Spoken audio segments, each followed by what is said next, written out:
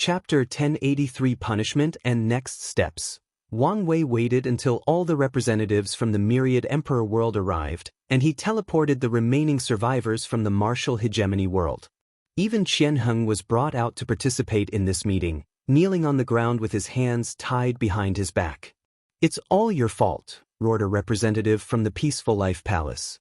Due to their formation, they survived until the end of the war. Unfortunately, Reverend Tranquility was killed, so they sent Taoist Serenity for this meeting. "If not for your betrayal, we might have a chance."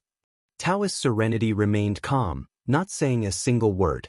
No one could tell his thoughts or emotions, but his silence agitated many people. "Quiet," said Tai Gang. "Remember whose presence you're in." Everything immediately quieted down, so Wang Wei started the meeting. "Believe it or not, I was prepared to be lenient on you guys. However, you made a blunder that will make my work harder. You killed too many mortals and almost wiped out the demon race.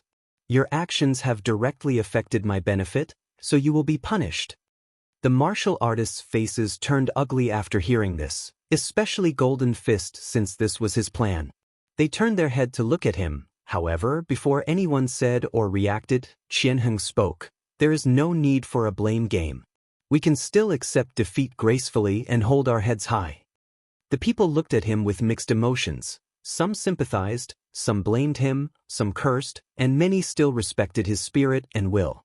"For your first punishment, you will reimburse all the resources we used in this war twofold, including the loss of lives," said Wang Wei before pointing at someone from the Foreign Affairs Department.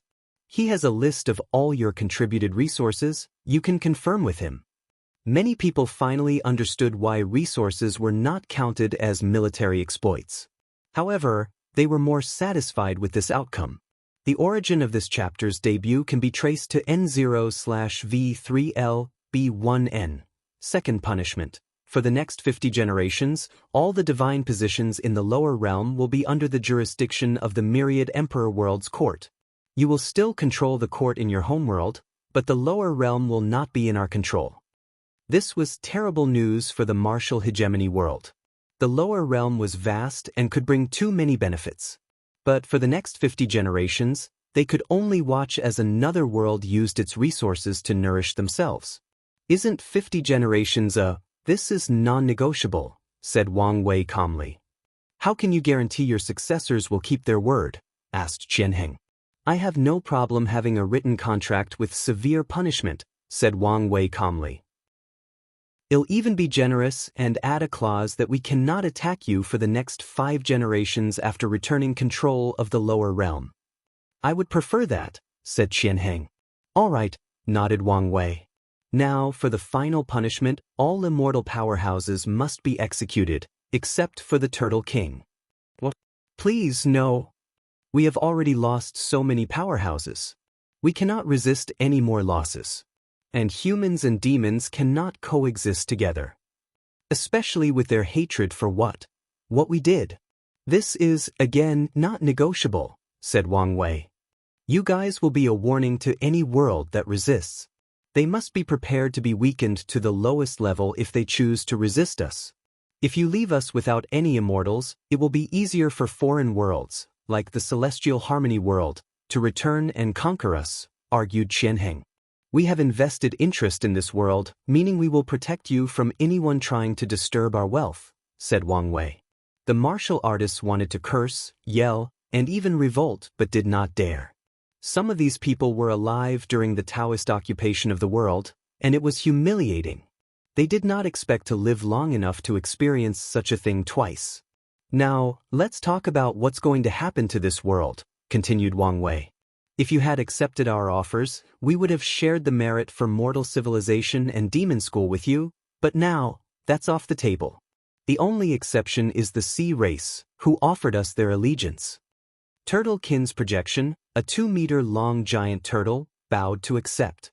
"The dragon promised me a share of the expansion in the lower realm. Will you honor your promise?" "Yes, but you should understand that your contribution to this war is insufficient to cover a large territory." "That's fine, but I would like a few worlds with a large demon population. I would like to migrate a few here." "That is the plan. said Wang Wei before snapping his finger to send a talisman to all the representatives from home. I've already divided the lower realm. This is not your first time, so you know what to do. Everyone quickly checked their territory, and the response was mixed. Some people, like Huafeng Huang, have received a large territory from the last time, while others have the same or smaller areas.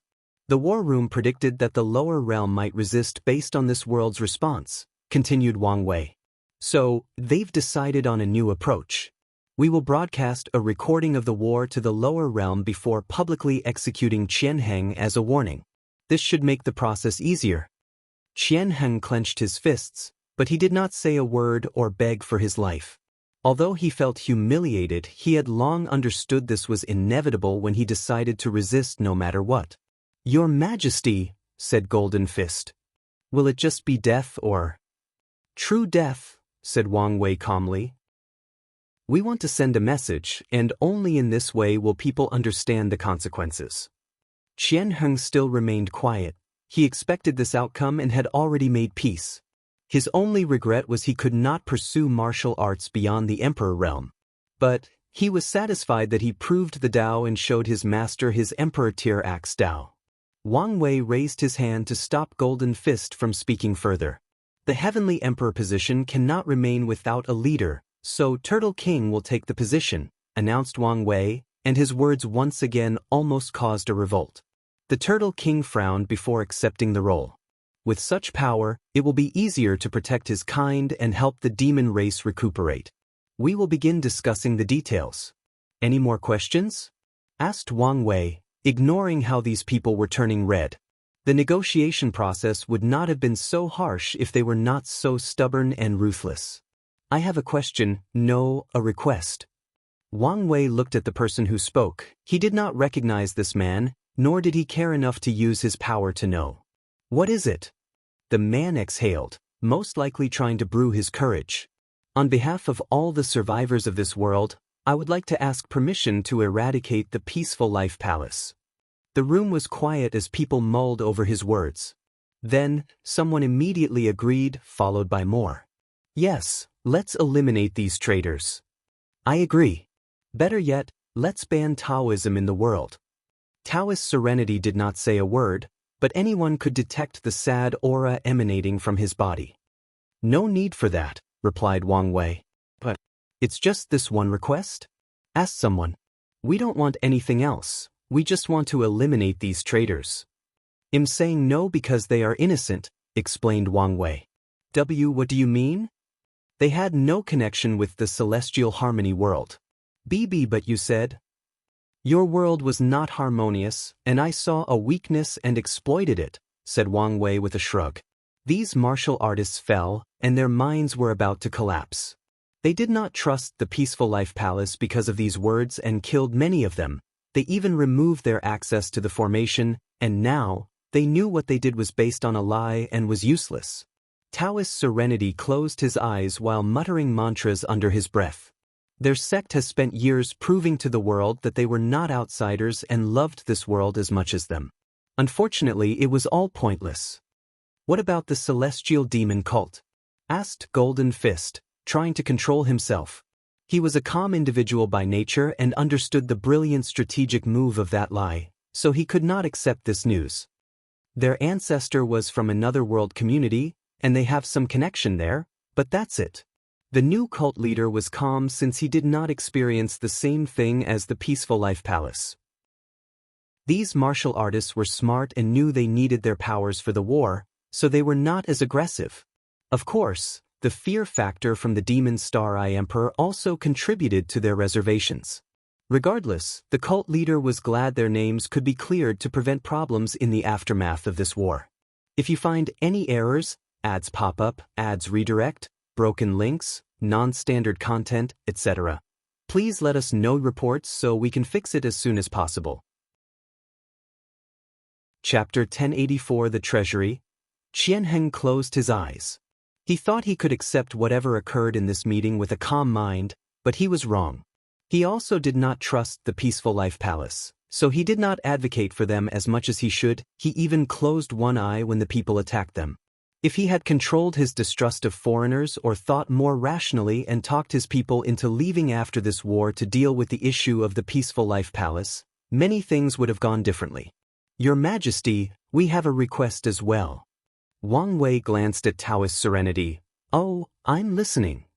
We would like to relocate our palace to the Myriad Emperor world.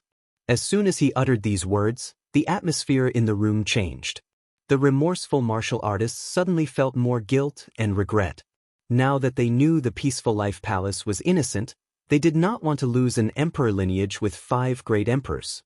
The Western Bliss sect representative frowned, while the Tai Profound Palace and other Taoist lineages had shining eyes. Are you serious? Asked Wang Wei. Yes, and we are prepared for a full relocation. We will change our citizenship identity and change our cultivation system. We only ask to preserve our Taoist traditions. Qianheng wanted to say something but was too ashamed, especially to Reverend Tranquility, so he kept his mouth closed. Interesting, uttered Wang Wei. And you don't blame me for falsely accusing you and causing so much pain and loss?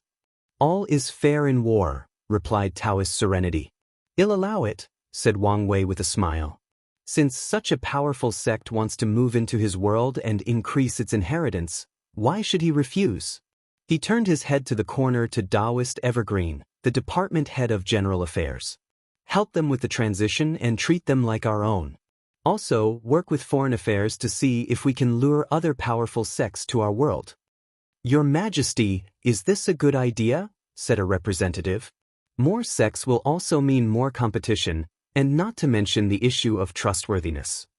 All of you should already understand that from now on, all heaven battles will reach a new height in competitiveness and should already prepare, said Wang Wei. However, you have a point, we can't allow people to infiltrate our world with this measure. Evergreen, you should be strict in your requirements for selection. As you wish. Any more questions, requests, or concerns? No one said anything, so the meeting continued. They discussed the gritty details before assigning people to different posts. After Wang Wei dismissed everyone, the people scattered. Some people stayed in this world to help it recuperate, some went to use their military exploits to increase their strength or get more resources, some returned home, and the rest started the expansion in the lower realm. Wang Wei was alone in the room, thinking about the war. He successfully gathered enough data for training and simulations, but it was not enough. The martial hegemony world was in a semi-isolated state, meaning they had little to no connection to other world communities, and they separated themselves from their lower realm. Many of the Myriad Emperor world's future opponents will not be like this. They will have reinforcements from foreign allies and a large pool of soldiers from their lower realm. There is still a long way to go, muttered Wang Wei before looking in the distance. It's a shame no one came to their aid. He stood up, preparing to drink with Li Jun, when he suddenly noticed someone and teleported to them. Kai Song looked around at the destruction of the world, the injured mortals and cultivators, the violence, the cry of pain and despair, and the blood atmosphere that had enveloped it. What are you doing? Sect Master. You scared me. I've been here for a few seconds and even showed my presence, but you were too distracted to notice. Sorry about that. I was deep in thought. About what? I'm designing a puppet that embodies war and slaughter. Inspired by this war? You should consult Li Jun. I will, but am still in the early development stages. If you need help, don't hesitate to ask the sect. I know. Wang Wei nodded before frowning. Is something the matter? I just thought of a place that might contain a puppet you're interested in. What? The Great Qin Treasury, replied Wang Wei. He realized had been putting this thing off for a while, and now was the time to open it. Great Qin? Are you talking about the terracotta warriors? Kai Song read the sect's secret archive and learned about Great Qin and its history. Can you take me with you? No, it might be dangerous, replied Wang Wei. After I open it and get my hands on what's inside, you can study it as much as you want. All right. Wang Wei chatted with her briefly before leaving to see Li Jun and had a drink. He did not immediately return and stayed until Qianheng was publicly executed, and he ensured he was completely dead. The world then forgot their first heavenly emperor, and the Palm Peak sect lost an eternal. Qian Heng's master committed suicide right after witnessing his disciples' public execution. In some twisted way, he was lucky he died so quickly, as he would have to forget him instead. Wang Wei returned to his court, and without hesitation he summoned the human destiny sword and quietly activated it. He immediately sensed a hidden pocket dimension and crabbed it into the court. He used his divine sense and fate Dao to check for danger or anything worth paying attention to, but there was nothing. So, he entered without hesitation. The human emperor left a trial for whoever the sword chose, but this was nothing for Wang Wei. He debated whether to pass the test or just bypass it. His hesitation was not out of fear that his actions would activate a hidden mechanism to destroy what's inside. That's not possible with the disparity between his current strength and the human emperor when he created this thing. His only worry was whether the human emperor would send a projection to contact him, which is also why he waited so long to open the treasury. Knowing the human emperor was the first Qin emperor and from Earth and the prehistoric world, Wang Wei wanted to meet him only after becoming a paragon. After mulling it over a second, he decided to bypass the test and went directly to the core. Many puppets and formations tried to stop him, but it was useless. Once he reached the core, he found 5 rooms. The first room contained an enormous garden with countless well-preserved spiritual herbs, many of which were now extinct. Wang Wei sensed the power of the Grand Dao source and flew to an isolated area. These herbs have been nourished for so long that they've become top emperor resources, he muttered with shining eyes. He waved his hand and put everything in this garden away before heading to another room. The second room contained many weapons, including emperor artifacts. However, what truly surprised Wang Wei was the 2 Dao Will artifacts that survived for this long. He was intrigued and investigated, realizing that the formation used to preserve these artifacts was unique. Miscellaneous one should love this formation, thought Wang Wei before collecting it. The third room was Kaisong's heaven. Hundreds of millions of puppets, and at the front, Wang Wei saw terracotta warriors, which were immortal tier puppets. Wang Wei found something interesting, and it was not the 2 eternal class puppets. He picked up a gray ball to analyze. This is perfect for Kaisong. The gray ball was a puppet embryo. After refining it, the owner would own a puppet that grew with them. From his divination, Wang Wei knew this thing would also become emperor grade after its user proved the Dao. I wonder whether the human emperor cultivated puppet Dao or was there someone else in his team with such accomplishment, thought Wang Wei before heading to the 4th room, which was a scripture room. There were many techniques, but only 2 caught his attention. The first was an incomplete puppet scripture and the human emperor's myriad emperor Dao scripture. As Wang Wei flipped through the scripture, his brow furrowed. There is something wrong with this scripture. Despite how he felt, he could not find anything wrong. He trusted his intuition and would not leave this technique to the sect to prevent future trouble. He put everything away before flying to the last room. There was nothing except for a blue stone at the center. Wang Wei approached and checked thoroughly before picking it up, and a message immediately appeared in his mind. After becoming the Heavenly Emperor, a path of unparalleled power will be open for you. If you find any errors, ads pop up, ads redirect, broken links, non-standard content, etc., please let us know reports so we can fix it as soon as possible. Chapter 1085 The Oath. Wang Wei sensed the stone was about to scan his body to check something and swiftly sealed it. He knew what this stone was and did. He deduced what the human emperor was planning. One of the things he and many people of the world have been wondering for many years was why the human destiny sword appeared in this generation and why it chose Sun Jiaolong. Everything made sense now. The sword appeared at the correct time when the heavenly emperor position would appear, and it chose someone to compete for the position. Then, the human emperor's inheritor would come to this place and get his technique and this blue stone before directing them on how to become the Earth and human emperor. The stone should contain the essence of the human emperor title and instructions on becoming the Earth emperor. It should also be the catalyst to fuse these 3 different positions. In other words, Sun Jiaolong was the human emperor's experiment on how to fuse the 3 paths and achieve half-step transcendence, analyzed Wang Wei. My intuition told me something was wrong with the myriad Emperor Dao scripture, and the human emperor likely tempered with it to ensure he did not lose control of his inheritor and that the experiments proceeded without issue. Wang Wei frowned as many thoughts flashed in his mind. Everything makes sense except for how the human emperor knew the heavenly emperor position would appear in this generation. Sun Jiaolong did not have the human destiny sword in the other timeline he saw, meaning the human emperor's plan had not started. The sword's appearance in this specific period indicates a terrifying prediction/calculation, one that ignores his status as a fateless. Is the human emperor a master of calculation Dao, or is there something else I don't know? Thought Wang Wei.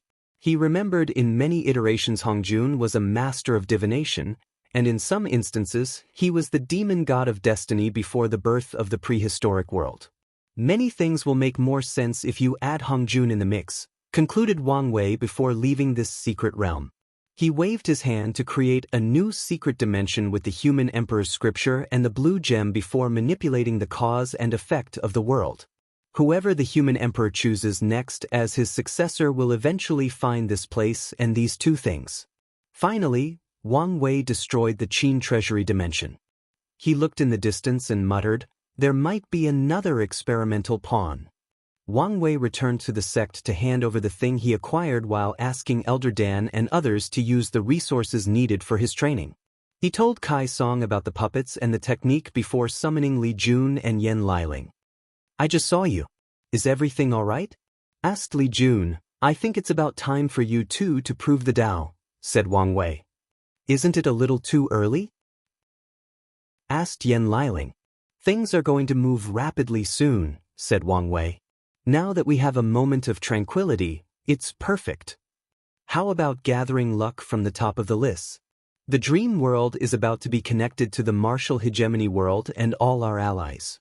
So, the Star Beast world, the Immortal Ascension world, the Chaos Bell world, the Demon Supremacy world, the Serenity Eclipse world, Shiqians, and the Ancient Star world, Shishangaians.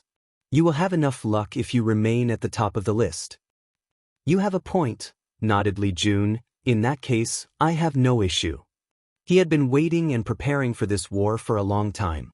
"What about you?" "I want to refine a Dao pill before I prove the Dao," said Yan Liling.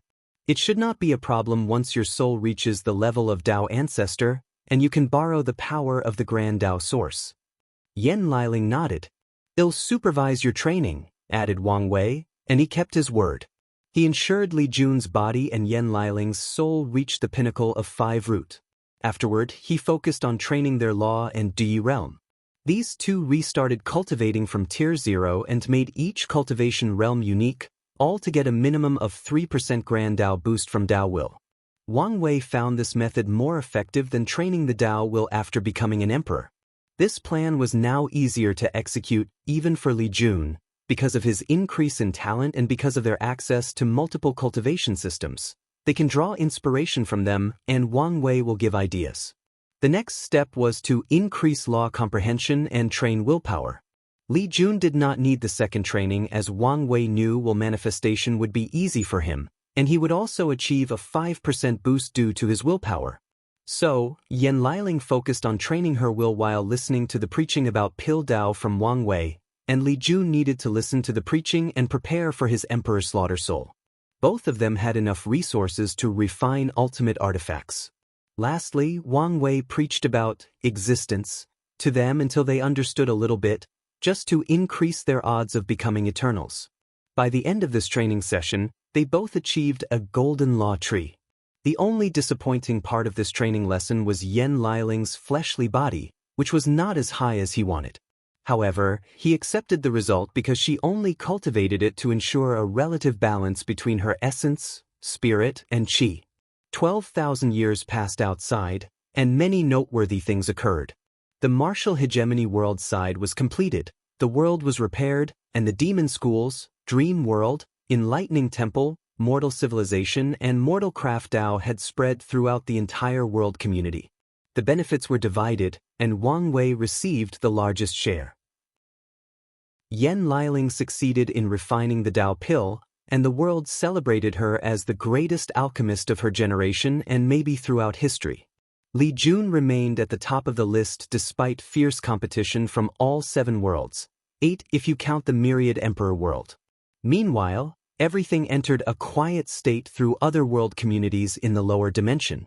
Everyone knows it is the calm before the storm and has just been waiting.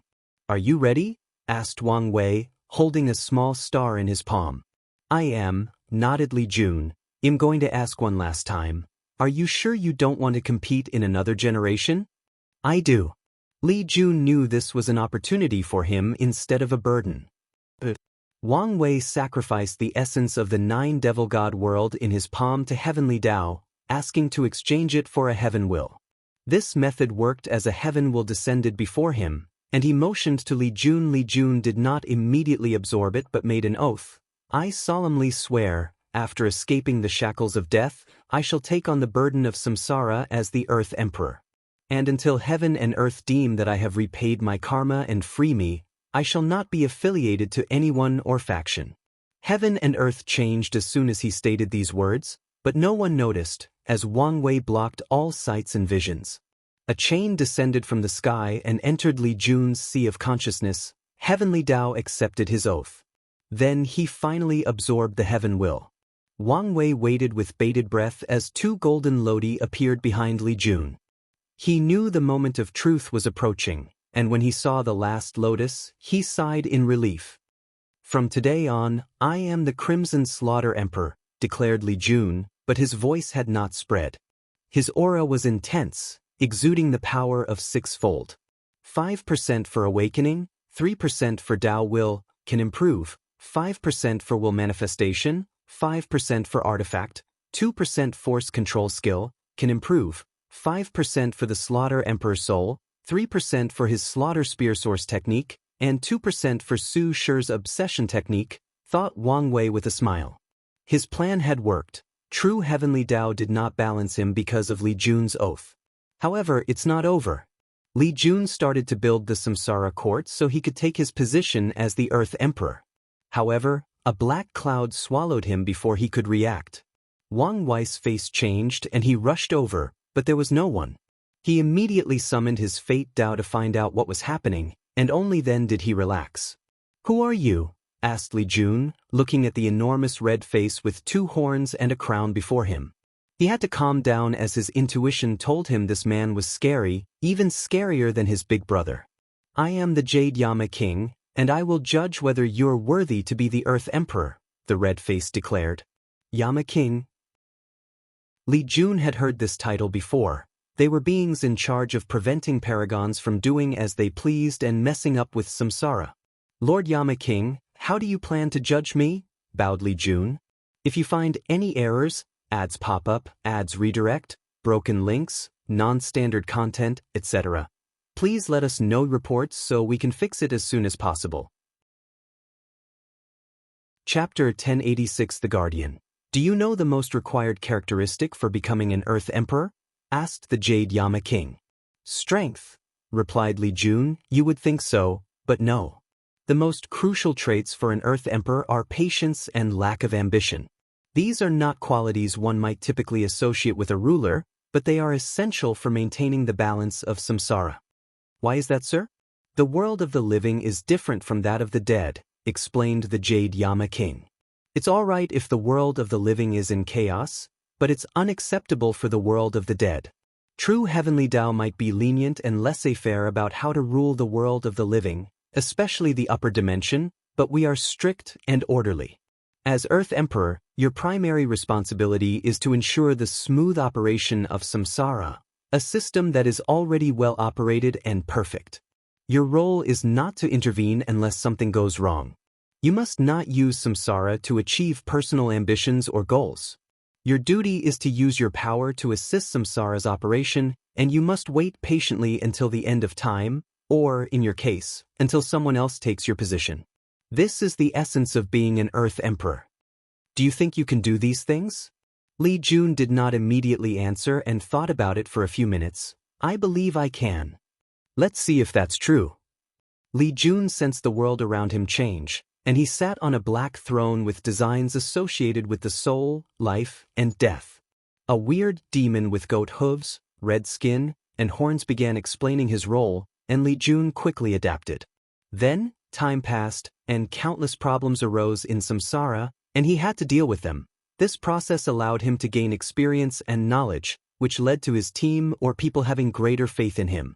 One day, someone he knew and was very close to him tried to revive a dead soul, and he found himself in a conundrum. Despite samsara's strict rules, they consider the powerhouses to be emotional beings and allow them to revive the dead as long as they don't go too far or break some rules. Unfortunately, his friend's revival broke a major rule, and he asked Li Jun to accommodate him. After thinking about it for a while, Li Jun refused, which resulted in a confrontation with his close friend and ended their long relationship. Despite his deep gut pain at losing someone so dear to him, Li Jun did not regret his decisions. He understood the importance of his duty and the respect it deserved. Time healed that emotional trauma, and Li Jun settled into his role. He did not know how long he had spent in this position, but it was very long. Most might find it dull and boring, and at times, his blood boils due to a desire for a fight or even a war, but he persevered. He faced another catastrophe when he was about to become complacent in his position. The love of his life, Yen Liling, died, and it was true death. However, as an Earth Emperor, he knew a way to revive her, but he would break 100 rules. Every fiber in his body screamed he should revive her despite knowing the potential worldwide ramifications. And when people from his past came to ask him for help, Li Jun almost succumbed. He resisted not out of a sense of duty but out of logic. He knew that if he broke the rules and revived her, the higher-ups of samsara would hunt them down, and Yen Liling's fate would be the same. So, he chose another path. He hoped to become the best Earth Emperor possible, hoping the higher-ups would reward him with the opportunity to break the rules. From that day on, Li Jun became a model employee/Earth Emperor. He did everything he was supposed to do and more. He resisted the temptation when many Yama kings revolted and promised he would not have to wait so long and could see her again.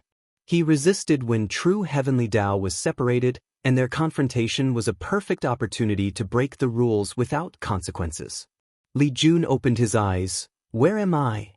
He took a moment to regain his bearing and realized what had happened. Interesting, said the Jade Yama King. This test was a test as no participants had ever chosen this path of asking permission to break the rules.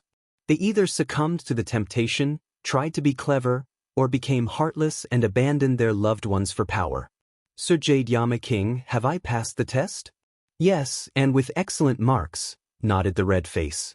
He did not need to test Li Jun's strength since he already knew and it was acceptable. A small black dragon carving and a black list floated before Li Jun, this the luck-condensing artifact of the Samsara court and the conferred god list. Remember, anyone on the list will have to pass a test, and the ones who fail cannot take any position in the court. I understand, replied Li Jun before bowing. Then, without noticing, he returned to the place where he had just proven the Tao. Are you all right? Asked Wang Wei and Yen Liling simultaneously. I'm fine. How was the test?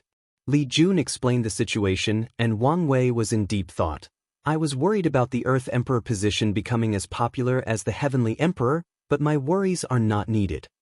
He was also worried that samsara would become chaotic once people heard about the Earth Emperor's position and tried to gain it.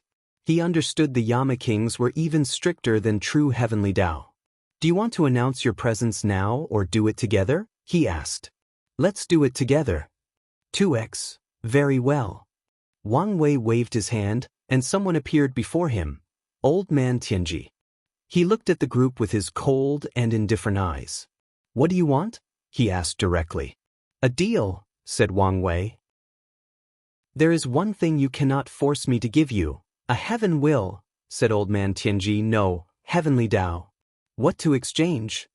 An oath, replied Wang Wei. She will become the guardian of the myriad emperor world, dedicating herself to protecting it at all costs. She will place its protection above everything else, including the Tao opening sect or the safety of her family or clan. Muttered Old Man Tianji, but after 2 minutes, he did not say another word. I know you have enough world source after saving for more than 20,000 years and siphoning from the lower realm, continued Wang Wei. and you should understand the importance of a powerhouse protecting the world at all times after what we will do to the lower dimension. You have a point, nodded Old Man Tianji, waving his hand to summon a heaven will. Make your oath. Yen Liling stepped up and made an oath, which created a chain around the heaven will. As she absorbed it, Old Man Tianji disappeared, and Wang Wei and Li Jun gave her space. They sighed in relief after seeing the 3 golden lodi in the back of her head. Meanwhile, Wang Wei noticed something. Yen Liling's strength was the pinnacle of 4-fold, like Su Shi. However, her soul had the potential to break the limit of a 5% Grand Dao boost. According to his estimate, it might reach as high as 7% after a few years of training. This guardian position, in essence, is a long-contracted human emperor position, thought Wang Wei with squinted eyes. Yen Liling's job will be to protect the myriad emperor world at all costs in times of catastrophe or disaster. Now that all 3 positions have shown up in the lower dimension, what will you do, Yingzheng? Li Jun ran to embrace his wife, and the two kissed passionately. If not for Wang Wei's cough to remind them he was here, who knew how long these two would give each other those doting and lovey-dovey eyes? Let's get to business, said Wang Wei, and the two nodded. I, Yen Liling, will now be known as the Pill Sage Empress and Guardian of the Myriad Emperor world. I will dedicate my life to protecting my home and ensuring our lasting prosperity. I, Li Jun, will be known as the Crimson Slaughter Emperor and the Earth Emperor, ruler of the Samsara court. All interested parties can come to test whether they are worthy to protect the integrity of the afterlife. Their voices traveled throughout the entire Myriad Emperor world community and did not spread only because Wang Wei did not want them to. All eyes focused on the vision while thinking how the world was about to change in a major faction again. Some people were not as surprised by this news as they had expected after seeing how Yu Yen proved Dao. Muttered Wang Wei as he sensed something and looked in a direction. If you find any errors, ads pop up, ads redirect, broken links, non-standard content, etc., please let us know reports so we can fix it as soon as possible. Chapter 1087 Reminisce. Limbo, the place between life and death, between existence and non-existence, where space and time have no meaning. The human emperor sensed something in the world of the living, so his consciousness was activated. All 3 positions appeared in the lower dimension, even the Earth Emperor position. In his plan, the Earth's position was the most difficult because of those damn Yama. That's why he's been trying to find a way around through the Earth Emperor, one of the 7 moons. This was not part of my calculations, he thought. He suddenly had the urge to check into the world of the living. However, a few reasons prevented him from doing so. He did not dare show up due to how Supreme Unity felt about everyone else in Limbo, and he also sensed the blockage of the lower dimension. So, he could not access the lower dimension unless he could contact Mithriya and become indebted to her. This might not be a bad thing, thought the human emperor. Ultimately, Lu Ren, Earth Emperor's name, is a fake, and I will need the essence of the real Earth Emperor for my plan. Maybe my pawn in the lower dimension will be the key. After making a decision, he sent a message to the Great Qin Saint Court so they could prepare for his return and gather information for him. Eternal Ascension World, Primordial Chaos. A pale green flame surrounded the Earth Emperor's body, holding off a colossal humanoid creature with black skin, for spider legs from his spine and fangs. The creature kept punching him with all 6 limbs, and the Earth Flame used the flame to block. His face was pale and he was sweating profusely.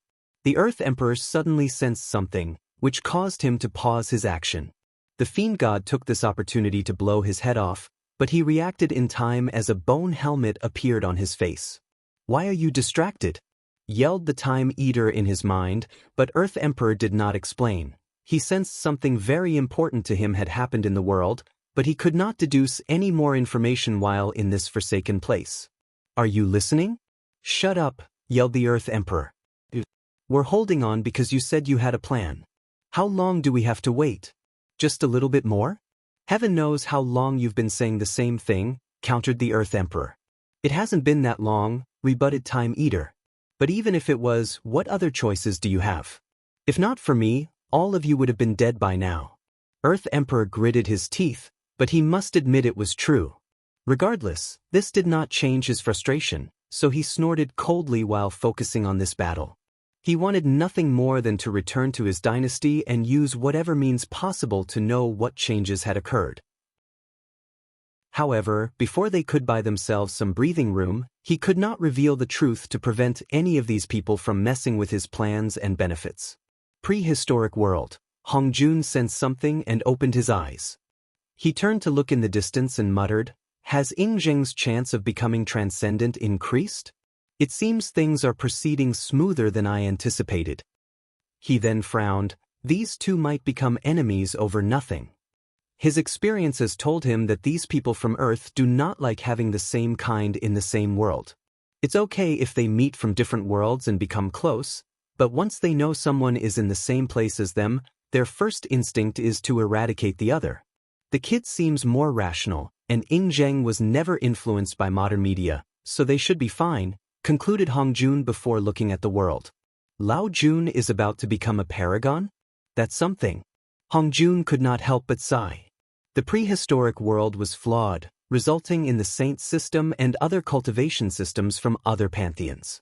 After knowing the possible consequences, Hongjun encouraged the saints to send clones to reincarnate in other source chaos worlds and walk the emperor path. Unfortunately, Gou Dao disdained anyone from this world and ensured all the clones suffered terrible fates. Only after countless trials, tribulations, and planning from Hongjun did the saints finally cultivate a clone that proved the Tao and returned to the prehistoric world.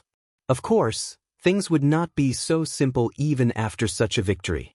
They then discovered that comprehending the Grand Tao source in the prehistoric world was 1,000 times harder than in any other world. As such, after so long, only the clone of his first and most talented disciple, Taishang Laojun, succeeded in becoming a paragon. Meanwhile, the others are either Empyreans or still emperors. This world's hope has always been those young ones I sent out, thought Hongjun. Now that the plan is proceeding smoothly, it's time to discuss it with Yahweh and Anansi. Myriad Emperor World. Wang Wei detected a significant fluctuation from the nether hell. Did you detect the Earth Emperor position and go crazy? He thought while sneering. With a wave of his hand, he reinforced the seal, ensuring Old Man Nether had no chance to escape. "Let's go have a drink," said Wang Wei. "Not a bad idea. How about we go to the Spirit Road trial?" Yen Liling suggested, and the others nodded. Although they had met before in the sect, the Spirit Road trial was where they became a dynamic trio. They became brothers and sisters. They teleported to this secret realm, and as soon as they landed, Wang Wei took out his secret stash. "That's what I'm talking about," said Li Jun after taking a small sip. "This place has so many core memories for me," said Wang Wei. "I met 3 people I will never forget." "Oh, who?" "The first one was the pampered girl I killed." "She's probably the first innocent life I took," said Wang Wei. "I remembered you mentioned her. What happened to her family? Given how they loved her, they should have tried to find out who killed her." "A rival family wiped them out after spending too much money on finding out who killed their daughter, leaving them weak," explained Wang Wei. "That's a shame," said Li Jun. "The cultivation path was ruthless, especially the emperor path." "What about the other 2? "The second one was a gladiator from which I learned an evading technique. He taught me how unfair life and fate was," said Wang Wei. His technique, "Fate is Unfair," was inspired by his encounter with the gladiator, and it was instrumental in winning against Di Tian and proving the Tao. "The third one was Ji Song. He was my first real opponent." "Ji Song was a waste of potential," commented Yen Liling. "Had he lived, he would have prospered in this generation." "Did you ever regret killing him?" asked Li Jun. "No. If he had kept his word, he would have been alive," replied Wang Wei calmly. "If Ji Song had survived until the Heavenwell battle, he would have spared him so he could have trafficked him to the upper dimension for more resources. I regret falling for such a simple scheme, now looking back." "That's fair. So, what about you guys? What significance does this place have for you, besides having your Tao companion ceremony here? Isn't it obvious?" "I found the love of my life," replied Li Jun with a bright grin. "I found hope and peace," said Yen Liling. "Oh, As you know, living in the secret realm is not a fun experience. We all lived our lives knowing we were backup or stand-ins for the main branch, explained Yen Liling. If not for the elders' strictness, many of us would have lived a hopeless life without purpose. She sighed as she remembered her childhood. I was excited when I was finally chosen to be the next head of the Yen family. However, that happiness did not last long when my aunt told me my first mission: seduce you and become your main wife. Wang Wei smiled in embarrassment despite not having any control of such a thing. Meeting and falling in love with Junior gave me a sense of freedom, a sense that I could make my own choice, and that brought me great peace. Yen Liling swallowed a large cup.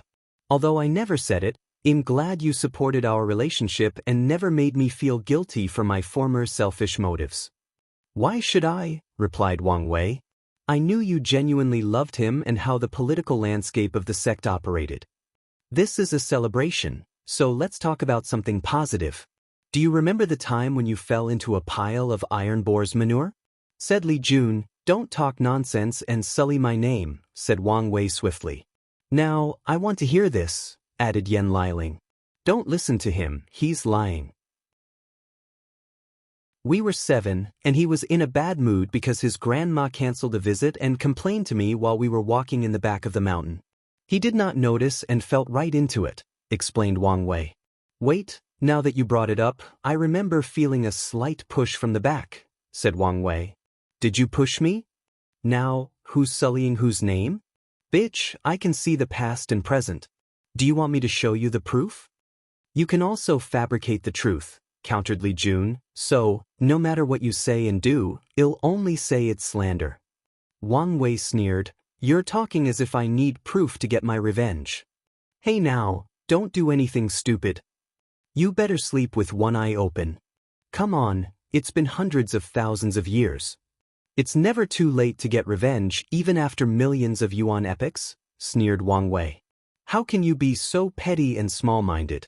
Oh, mighty and handsome heavenly emperor, spare this humble human. Don't you know me well enough after so long? Fine, said Li Jun with gritted teeth. You want to do this? I want mine spreading all your embarrassing moments from childhood. I want the world to know what you truly were like. Two can play at this game. Yen Liling chuckled as she watched them bicker. She used to be jealous of their banter in the past, but now, she has grown to enjoy them and be present in the moment. If you find any errors, ads pop up, ads redirect, broken links, non-standard content, etc., please let us know reports so we can fix it as soon as possible. Chapter 1088 Mobilization, Rejection, and Negotiation. After spending the night drinking and reminiscing, the team scattered the next day. Li Jun and Yen Liling visited their parents and family before taking on their position. Yen Liling created the World Guardian Mountain, which will be her main location for quite some time. She will spend her time cultivating and refining pills, most of which will be stored as reserve in case the worlds enter a period of emergency/catastrophe, while the rest are for her. The good news is Heavenly Dao will provide the resources for these pills.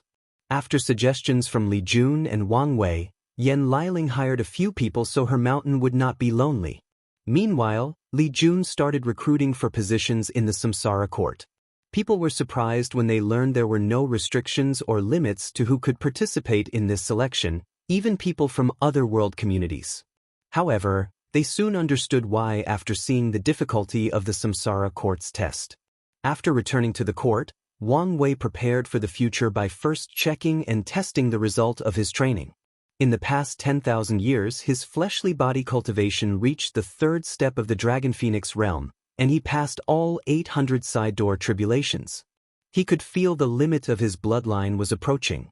Wang Wei knew once he opened the gate of power, his body would reach tier 11, but his bloodline would stay at peak tier 10 revolutions, until he completed the 11th revolution of the technique. Wang Wei then checked on the Genesis fruit, and things were proceeding smoothly. After the war, he fed it a few immortal sovereign bodies, significantly accelerating the gestating speed. He then activated a communication array to contact Shi Shangyan. I did not think you would wait so long to contact me, said Shi Shangyan. I was busy with something important, explained Wang Wei. He always felt a duty to ensure that Li Jun and Yan Liling proved the Dao, so he focused on achieving this goal over the past 10,000 years. And now that he had succeeded, he felt a heavy burden lifted from his shoulder, and his mind even experienced a slight sublimation. That's understandable. Wang Wei was not in the mood for chit-chat, so he asked directly, "Any news from your family?" Yes. According to them, a prophecy has placed the eternal ascension world in the center of an upcoming turmoil. Many worlds have eyes on us, and some have already acted. A prophecy? Asked Wang Wei with a frown. He now knew why the parasites were temporarily unavailable, but the more valuable information was about this prophecy. They didn't tell me much, but they warned me that something major was about to happen. Something major? If other worlds are interested, then it can only be something that affects the entire chaos universe. The Third Origin War? Whatever it is, it will definitely involve achieving transcendence, analyzed Wang Wei. Thank you for the information. No, I should thank you. Our clan was cut off from any news, and your information was very useful, replied Shishangyan calmly. They ended the conversation after a brief chat, and Wang Wei was left to his own thoughts. He realized time might be running out. If he does not hurry, he might be caught up in a chaos universe-wide event without being prepared. He could imagine how much he would suffer if an event similar to the Second Origin War occurred, and he was not even a paragon. Let's get things moving, he thought before contacting someone else, Tong Ruobing and Yan Liling. Is it time? Asked Tong Ruobing directly. Quite direct, aren't we? But yes, it's time, nodded Wang Wei. I've been waiting ever since you contacted us. Tong Ruobing left the communication, leaving Mu Lei to shake his head. He looked at Wang Wei. Are you sure about this? I know about your strength, but the Commerce Hub is a giant for a reason. Who knows what kind of trump card they are hiding? Unlike these people from the Myriad Emperor world who only recently returned to the Endless Void stage, his sect has been dealing with the Commerce Hub for eras. As such, he had an inkling of their deep foundation and what they were capable of. I don't deal in absolute, but am confident, replied Wang Wei. That's good. Mu Lei ended the conversation and prepared for the expansion of the Star Beast world. The conversation ended, and Wang Wei looked in the distance. He had made his move and only had to wait. Of course, now that he decided to accelerate things, he thought of something else he could do. He teleported outside the Myriad Emperor world and began to create a world. Suddenly, he disappeared from his location and appeared in an empty space with a large face composed of stone and horn. Sir, Yama King, what can I call you? Stone. Sir, Stone, I come here to become the Earth Emperor.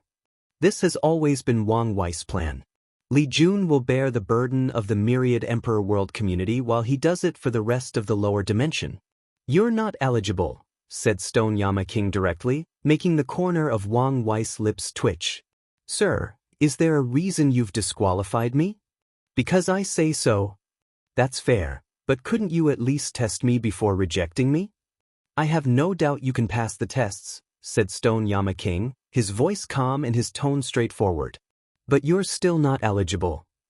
I just want to know why, besides you not wanting me to be one. Because you're a Dao overlord. Wang Wei wanted to curse. That feels like discrimination. It probably is, but our policy has always been to reject all Dao lords and overlords. You people are the embodiment of being too ambitious, not to mention how you're always trying to find loopholes and weasel your way out of agreements. Your case is even more severe because you're a true devil with no respect for the rules or order. Wang Wei wanted to cry. He did not expect to be directly rejected because of his best qualities. He sighed. Sir Stone, there must be a reason you're still entertaining a discussion with me, right? We know you're clever, so you don't need to show it off, said the Stone Yama King. Wang Wei decided that remaining quiet was the best option in this scenario. If you must know, I haven't sent you back to the world of the living and directly rejected you because of the destiny true heavenly Dao granted you, said the Stone Yama King. Although we don't care about the world of the living, we would like it to remain peaceful to make our job easier. Plus, some bastards dare encroach on our domains without authorization. Wang Wei knew who the Yama King was referring to, but he would not bring this topic up. Based on this conversation, he still had a chance and needed to choose his next words wisely. I have no ambitions for samsara, and I can sign the most restricted contract or oath, said Wang Wei. All I want is the merit to increase my cultivation. As you know, I have a heavy destiny on my shoulder, and I want to survive what's coming next. Uttered the Stone Yama King, and Wang Wei swiftly caught on that he would not say more. My strength is enough to bear the burden of the entire lower dimension. In the grand scheme of things, that's nothing, but it's still useful. As the saying goes, mosquito legs are better than no meat. That's a fair point, the Stone Yama King uttered. But I really don't like you. I have feelings too, you know, complained Wang Wei, but he did not say these words out loud. After seeing the contemplative look on the Yama King's face, he added one last thing. I will also deal with Old Man Nether before I leave. Although he's an ant to you guys, I think he's also an eyesore. You are correct again, said the Stone Yama King. Alright, you've convinced me. You can be the Earth Emperor, but no conferred god list for you. You can bear the burden of all the positions. Fine by me. Although it was much more work, it also meant more benefit or merit. Sign the contract. A black golden parchment materialized before him, and Wang Wei read every word and checked every corner. The contract was very direct, telling the rules he needed to follow and the severe consequences of breaking them. Wang Wei signed it after not finding any fault with it, and the Stone Yama King granted him a luck condensation artifact for his court before kicking him out without any word. What a strange encounter, thought Wang Wei as he returned to the court. He was about to fight, so it was not appropriate to bear the burden of the samsara court. He focused on the upcoming fight and his possible confrontation with Emperor Jia. If you find any errors, ads pop up, ads redirect, broken links, non-standard content, etc., please let us know reports so we can fix it as soon as possible. Chapter 1089 Liability. He/she sat on his throne, his body releasing a very potent or intense flame-like aura. He suddenly opened his eyes, which had turned golden, but blood started to drip. He/she calmly washed away the blood before looking at his palm, which had turned completely gray, as if it were a dead object. He mobilized his regeneration to heal his palm to no effect and only succeeded after swallowing a pill. He waved his hand to mobilize an array that showed a refined young man with glasses and streaks of white in his hair and beard. He had a scholarly aura emanating from him. President, said he/she. Lord He saluted the Commerce Hub president. Excuse me, for I will be direct given the situation. We just received news that the Star Beast world broke our rules and started invading the endless frozen world. You should understand what this means? He/she understood. The endless frozen world is the closest world to the Star Beast world, with only a pseudo-eternal emperor. Although he acquired a unique avatar chi that allowed him to create 9 perfect clones with all his strength, this would not change much. Everyone knows the Star Beast world will win this war, so why the focus? It's the significance behind the invasion. The Commerce Hub forbade any of its members from invading each other and spreading the courts and other influences. But now, Mu Lei and his wife have blatantly challenged the commerce rule, forcing them to act. If they do not respond, all the respect, prestige, and power built over trillions of years will be destroyed. So, no matter what, they must sanction and punish the Star Beast world, which in turn meant fighting the first heavenly emperor Wang Wei. I know, replied he/she, his voice extremely calm. Then, according to our agreements, are you prepared to act? He/she paused. If it were up to him, he would want to wait a little longer to better prepare. I am reassured, smiled the president. Do you need any help?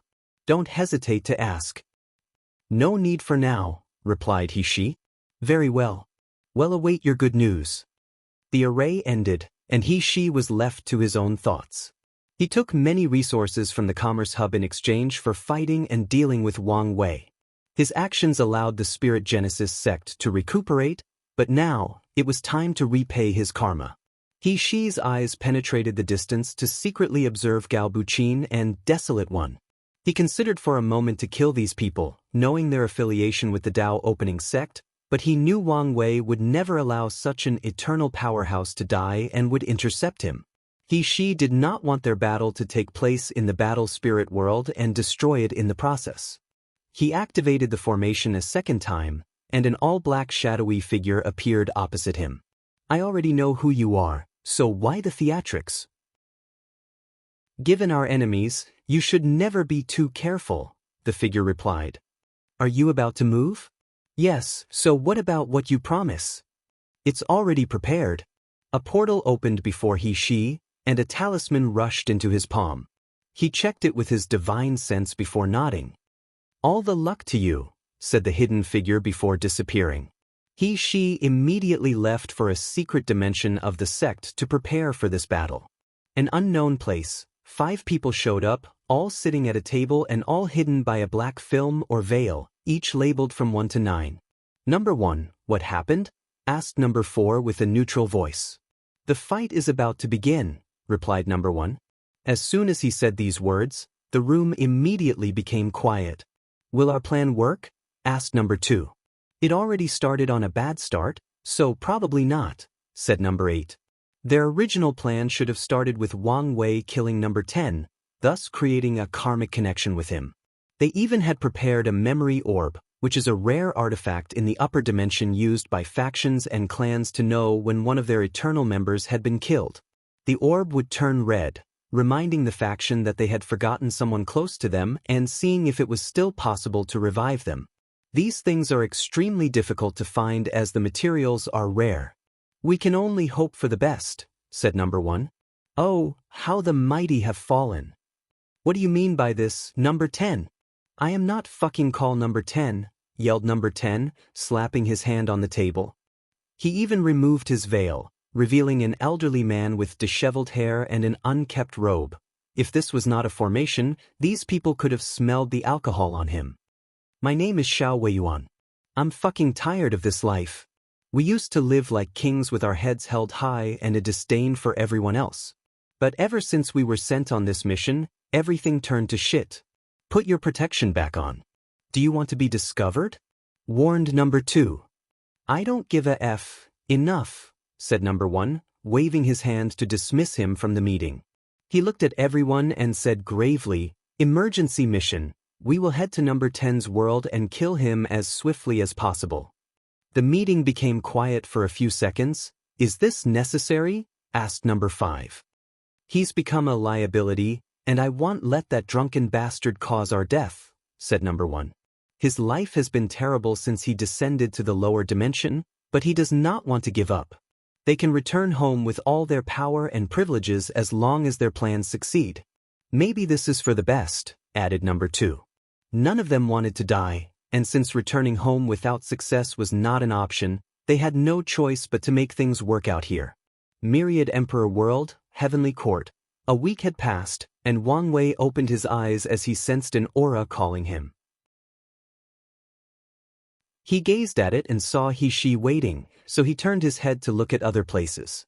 He saw the Star Beast world had the overwhelming advantage just like they did, but the enemy was resisting fiercely, and this war was still undecided. The Endless Frozen World was prepared due to warnings from the Commerce Hub, and they had connections to their lower realm and reinforcements. Additionally, their emperor was not afraid of using his supreme avatar Qi to its full use by turning his eternal class clones into suicide bombers. Everything is settled, so let's begin. Wang Wei sent a few talismans to communicate to the people in case something happened in this fight, and he could not be present to oversee the overall situation. He teleported to a void zone, a place between 2 world communities. Wang Wei guessed he chose this place as their battlefield to prevent the aftermath of their attack from affecting nearby worlds and even communities. Wang Wei immediately checked for any hidden methods while looking at He. His eyes narrowed. So, you're willing to go to this extent to defeat me? To kill you, but is it worth it? What do you think? What about the aftermath? On the unlikely chance that you kill me, what next? Asked Wang Wei. I can use the Commerce Hub's resources to reduce the corruption, and after a few reincarnations, I can wash away the artifact's aura and imprint, said He calmly, his voice full of conviction. So decisive. I have to admit I respect you a little more, said Wang Wei. He fused with the broken Empyrean artifact, resulting in his Dao being corrupted. However, he seems to be willing to go to this extreme to eliminate Wang Wei. I don't need your respect. When you lay down at my feet, I will be at peace and avenge what you did to my sect. His body released a tangible fighting aura. Odd. From my character profile of you, you do love your sect but not to this extent, commented Wang Wei. No, your actions are not out of a sense of duty or responsibility, it's pride and jealousy. You felt that all the power, fame, glory, and respect I received should belong to you, that it's something that was destined for you, but I stole it. Odd, where did you get this delusional sense of grandeur? Wang Wei was genuinely perplexed. I don't have time for your nonsense, replied He calmly, but his eyes became fiercer. Let's get this over with. All right, but this place is still not good enough for this fight, said Wang Wei, who suddenly appeared before him, grabbed him by his face and teleported him to his void battlefield. This place is not only his home but also prepared for the worst-case scenario. If you find any errors, ads pop up, ads redirect, broken links, non-standard content, etc., please let us know reports so we can fix it as soon as possible. Chapter 1090 Push to the Limit. He felt humiliated. He had gone through all this trouble, almost ruining his future by fusing with that artifact to acquire the strength of 60% Grand Dao Source or 8-fold Battle Realm, but he was still manhandled like a child. A wave of intense anger rushed into his mind, but he immediately cast a spell to calm down and cool his head. With a cool mind, he knew what his first step was. Frowny Face Battle Art Boost. Physique? Azure Dragon Strength. After this short encounter, he knew how powerful the opponent's flesh was, so he used these two techniques to give him a much-needed boost. Meanwhile, Wang Wei secretly used his Order Disorder Dao to change the rules around him secretly. He added the stipulation that no one should intervene in this battle. His purpose was to ensure Emperor Jia did not sneak attack him. At the very least, this technique would make it easier for him to detect any upcoming intruders. He activated his awakening, donning his gold-silver armor and summoning his halberd. However, the armor was slightly different since the last time, with drawings of the Azure Dragon, White Tiger, Vermilion Bird, and Black Tortoise, in other words, the 4 symbols. Simultaneously, Wang Wei's 10 fate palaces hung above the heavens. Split Primordial Chaos. He chose a more aggressive approach to this fight and went on the offensive. He used an updated technique based on his battle with Su Shi. The halberd, with its immense power, dropped on Wang Wei, and he used one finger to block it. Impossible! Do you know the probability of a technique failing for someone of your level T? It's infinitesimally small. However, for someone who can control probability, the number doesn't matter, does it? Boom! Wang Wei punched him in the face, sending him flying and breaking a few bones in the process. He raised his hand to manifest a string attached to He's neck, and he pulled him toward him, punching him a few times. Dragon of Auspiciousness. The dragon image on He's lit up for a few seconds, and the aura of luck/auspiciousness Dao emanated from his body, allowing him to cancel his opponent's technique. Battle Cry. He roared, and his voice contained a primal rage with the power to awaken a power deep within everyone's soul. His aura drastically increased, and he rushed forward with his threading on infinity step technique. His speed reached countless times beyond infinity, and he thrust his halberd like a spear. Omicronim Wang Wei used his right hand like a spear and clashed directly with the weapon. His Yin-Yang Dao removed the majority of force or power behind this attack, thus pushing He's weapon away as his hand headed directly for his chest. A bright flame came out of He's armor to delay Wang Wei's hand before he used a parry technique with his left hand. Wang Wei felt his own strength was redirected at him, and he secretly praised the subtleties of this battle technique. Sadly for he was beyond a master at controlling force or strength. Boom! He's left exploded, but he suddenly inhaled and absorbed all the blood and qi. His aura again increased. Some kind of self-sacrifice technique to boost strength? Analyzed Wang Wei. Roar of the War God. He opened his mouth to roar, releasing a potent sonic skill that could shatter hundreds of heaven-will worlds. Roar of Fate. Wang Wei returned the fate and also roared, and the result was He-Shi's body exploding into a blood mist. Sadly, a flame appeared in the distance, and he appeared perfectly intact. His Dao is no longer battle, but a combination with the four symbols. Four symbol arrays. The phantom of the four creatures appeared behind He-Shi in a circular shape before fusing with him. Four cardinal exchange strike. As the halberd approached, Wang Wei found his senses becoming chaotic. North became east, the south became west, up became sideways, and so on. In a moment, he became someone with the worst sense of direction and spatial coordination.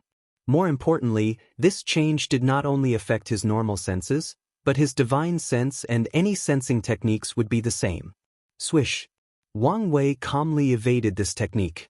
So, how did he do it?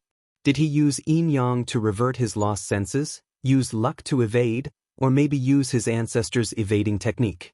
No, he simply adapted to this abysmal sense in less than a nanosecond due to his absolute control over his body. In other words, it became normal for him. Monster, thought He-Shi with gritted teeth. Wang Wei waved two fingers and used the negative freedom of life technique to kill his opponent.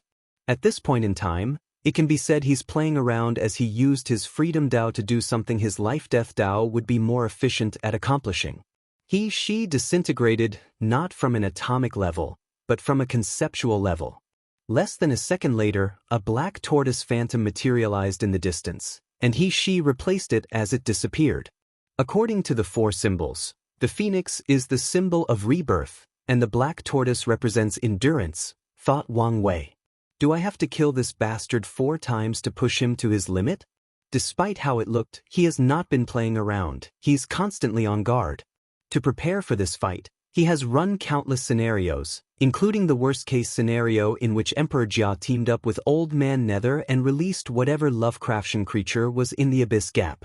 He-Shi used another stat-boosting technique, Rage of the White Tiger. He could sense the dead gray spots all over his body, signaling that he could not bear much more power from the artifact, but he did not care. His mind was focused on one goal. 67% Grand Dao source, but his body is collapsing, analyzed Wang Wei. Almost there. He-Shi rushed forward and used a time-based attack. The four symbols symbolize the 4 seasons, and their rotation represents the passage of time. Huofeng Huang once used a similar technique. Using a time technique on a Master of Time Dao? Now, I know your new technique influenced your mind and reduced your battle IQ, said Wang Wei, who ignored the time reversal of the halberd as his hand grabbed He-Shi's head. He used his life and death Dao to absorb conceptual level life force from his body. He-Shi immediately became a dried mummy before his body scattered like sand blown by the wind. A blue dragon phantom materialized, followed by He-Shi's body. However, he was not perfectly intact, as his left eye had turned gray like a statue or stone. The vitality of the blue dragon, thought Wang Wei, using his understanding of the 4 symbols to analyze his opponent's technique. The last one should be the protection of White Tiger. He-Shi immediately used another boost technique, Black Tortoise Stamina. Wang Wei went on the offensive after detecting that He-Shi's strength had reached 68% Grand Dao source, approaching the ceiling of the battle realm. So, he wants the remaining death to come as quickly as possible to see what will happen. Fate Prison. He-Shi found himself captured by a cage made of silver-gray strings. His instinct activated, and he wanted to use whatever means necessary. However, he suddenly felt that all his moves were predicted in this place. No, not just his move, but everything about him was predicted or predetermined. His birth, parents, personality, experiences, memories, thoughts, choices, future, all possibilities, everything that constituted his existence was already determined. This fact almost destroyed his mind. The providence, the inevitability, the lack of choice, freedom, and free will was too much and overwhelmed his mind. He could not move despite desperately wanting to. Then he committed suicide by blowing up his soul and body. Then, as Wang Wei predicted, the spirit of the White Tiger revived him one last time. Wang Wei did not hesitate to use his destruction subdao to annihilate this new he-she immediately. Although his strength was now technically on par with Wang Wei, 69%, there were still some minor differences. He-she released a powerful shield with the colors red, blue, black, and white, resisting the palm of destruction for more than 5 seconds before it was broken and annihilated him. Meanwhile, Wang Wei was on high alert, waiting for any signs or changes. If there were a time that Emperor Jia or anyone else would interfere, it would be now. As he predicted, a new he-she appeared before him despite already using all 4 lives of the 4 symbol mirrors. His body, which had previously had his eyes and left arm turned gray, was in perfect shape, without an ounce of injury. More importantly, his aura was now peaceful and less volatile and aggressive. Wang Wei squinted his eyes. This is... If you find any errors, ads pop up, ads redirect, broken links, non-standard content, etc., please let us know reports so we can fix it as soon as possible.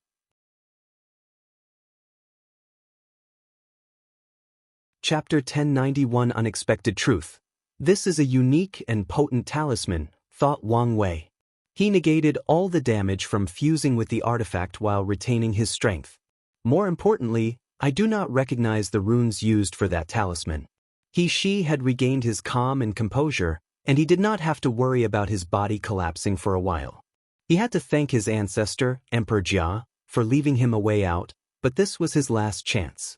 However, he also realized that even with the same stats/strength as his opponent, the vast difference in battle IQ, experience, and Dao versatility makes it almost impossible to win the war. Since any more Grand Dao boosts were now useless, he needed a new tactic to win this fight. 6 people appeared behind he-she, both women and men. Each held a different weapon and had an indifferent face and dead eyes while releasing an aura extremely similar to he-she's previous chaotic aura. Weapon slaves, muttered Wang Wei. He had heard these things were the true foundation of the Spirit Genesis sect. 3 of these people did not stay long as they turned into motes of lights that fused with the other 3, dramatically increasing their aura. The 4 creatures materialized above he-she and the 3 weapon slaves, forming a formation that connected them. With this boost, he-she's power did not reach 9,999% like Wang Wei, but the weapon slave temporarily reached 69%. His plan was to use numbers to give him the advantage. Move out, ordered he-she, and the others followed. Weapon 1 held a whip-like weapon with 2 blades attached to the ends. He swung the weapon, targeting Wang Wei's feet. Weapon 2 controlled 2 flying golden rings to target the arms, while Weapon 3 used sword slashes to cover his escape. Meanwhile, he-she suddenly disappeared. Wang Wei calmly looked at these attacks and sensed the void was blocked. They targeted his space Dao, forcing him to either evade or confront these attacks head-on. However, despite these people's best efforts, he still teleported away from his location. He used the technique he taught Wang Ju, lowering himself to the 2-dimensional world, full of sentient creatures made of lines and points, before ascending to his 3rd-dimension world. Such subtle and unique utilization of spatial Dao rendered these people's attempts useless. Once Wang Wei appeared, he was about to annihilate Weapon 3 from the mortal coil, but he sensed something, and his body moved out of the war. A halberd came from the void, releasing an eerie dark aura. Corruption? He wants to use the artifact to corrupt my Dao? Analyzed Wang Wei. That's not important. I could not detect his presence until the last minute. What method did he use? Is it those strange runes? Wang Wei divided his body into 3, creating 3 clones, one representing Yin, the other Yang, and the third the alternation between Yin and Yang. All 3 had his full power, and their target was the 3 weapon slaves. However, 3 he-she suddenly appeared, blocking his clones. That's the supreme avatar Qi used by the pseudo-eternal from the endless frozen world. Was the Commerce Hub sponsoring him? He never received any news about this, which showed these people were not as useless as he labeled them. Simultaneously, he also understood the deep foundation of the commerce to have 2 of these unique Qi. While the clones were occupied, the three weapons came together and used the ultimate weapon art manifestation technique. Their weapon released an aura that combined to form a yellow energy chain. Swish. Wang Wei evaded the chain, but the thing followed him, which was annoying. So, he stopped moving, and the chain passed through his body as if he did not exist. Wang Wei then turned into a golden light that rushed toward the weapons with immense ferocity. The chain tried to stop him, but it could not touch him no matter what. It was like they were in two different dimensions, like they were yin and yang and could never touch, or that he had escaped the shackles of being touched by this thing, that he was freed from it. Bang! He Shi's halberd appeared out of nowhere to block or veer him from his course. "Caught you," muttered Wang Wei, and He Shi's body appeared from the void with a look of horror. His strength had returned to its 25% Grand Dao source base, and he could not stack his buff. Everything he tried, it was like he was switching the methods of buff instead of stacking them. He immediately understood what had happened. A Dao imprint attack. He disrupted my Dao imprint to prevent me from stacking Grand Dao boosts. He gritted his teeth in anger and jealousy. He did not understand why he did not think of such a brilliant method. Of course, he understood this was not an easy thing to accomplish. Finding a person's Dao imprint was innately difficult, and it was 1,000 times harder doing so while they were still alive. Regardless, He Shi felt he could have pulled it up had he thought of it first.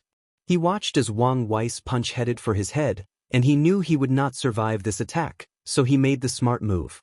He used a battle technique to exchange places with Weapon 1. However, he seemed to have expected his actions, so as soon as his fist hit, he activated his Karma Dao to summon threads connected to the three weapon slaves. He directed his Dragon Zodiac fist to the other two, killing them instantly. Do their weapons dissipate once they die? They are truly worthy of the name Weapon Slave, he thought. Boom, boom, boom. The clones went on suicide missions against He Shi's avatars, and Wang Wei rushed toward his opponent.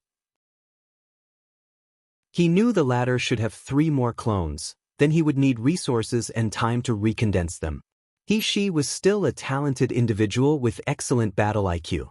As such, he immediately knew how to deal with Wang Wei's technique. He moved his Dao imprint, constantly changing the location in the Grand Dao source to prevent its discovery. He Shi then used the Supreme Avatar Chi to summon the remaining 3 clones. Only with numbers will his plan have a chance to succeed and make him the final victor of this match. Blessing of free will, Wang Wei used his Freedom Dao to give these clones free will, forcing them to revolt against the main body. He Shi's face contorted as he noticed this change. Luckily for him, the Supreme Avatar Chi had the word Supreme in its name for a reason, thus resisting this technique, buying him a short attosecond of time. He Shi was decisive and blew up the clones before controlling the force of power from these explosions and redirecting them toward Wang Wei as an attack. Wang Wei manifested a small transparent cube that contained an entire multiverse, and the cube swallowed all the explosions, destroying the world inside.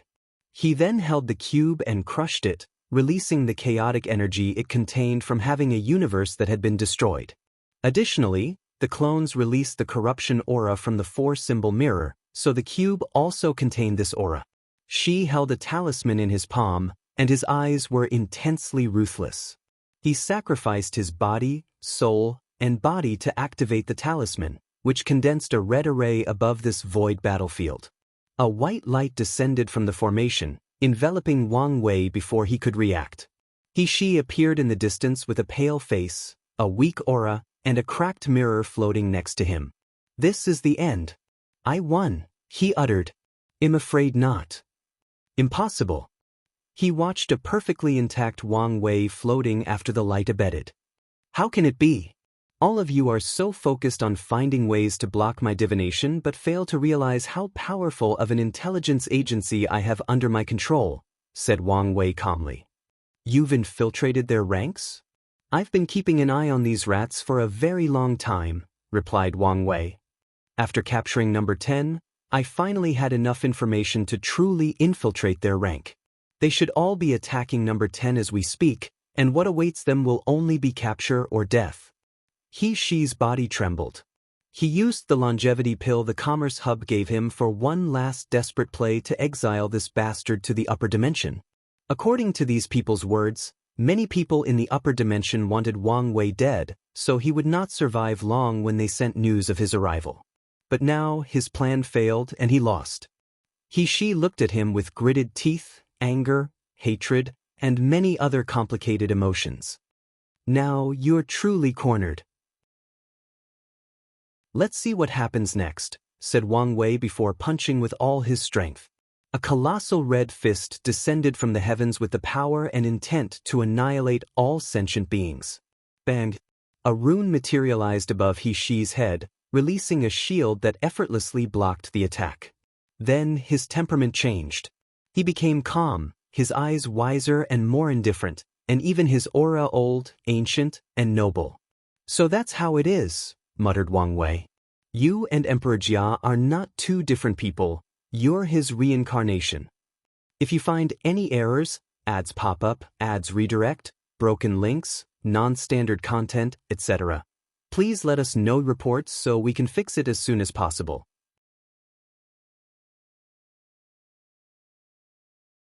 Chapter 1092 Battle of Limits. Although Wang Wei had solved one mystery, he now had 100 more questions. How did Emperor Jia hide his reincarnation from his eyes? Why did he not ascend but reincarnate instead? What is he planning? Emperor Jia heard Wang Wei's words but did not say anything. He was momentarily confused as he looked at his body and checked his memory. This is the 5th reincarnation? Why did I reincarnate into the Spirit Genesis sect? I took measures to ensure this did not happen. And why is the Dao this time battle? This is not what I chose. His eyes turned into runes, and he seemed to be calculating or deducing some information. No information deduced, but my intuition is telling me you're involved in this anomaly in some way, said Emperor Jia, finally paying attention to Wang Wei. I want to say that this is our first meeting, and I have nothing to do with you. However, weirder things have happened to me, so you might be right. Who knows? Despite his laissez-faire attitude, Wang Wei was on guard at all times, and that's because Emperor Jia was a blank to him. He could not divine any information or see the latter's future actions. This was the first time he faced such an opponent. It seems the battle between us is inevitable, commented Emperor Jia after a brief silence. I'm afraid so. Very well. The center of his brow suddenly lit up 5 different colors, and immediately afterward, his aura drastically increased, 60%. 65%. 68%. 69%. 69.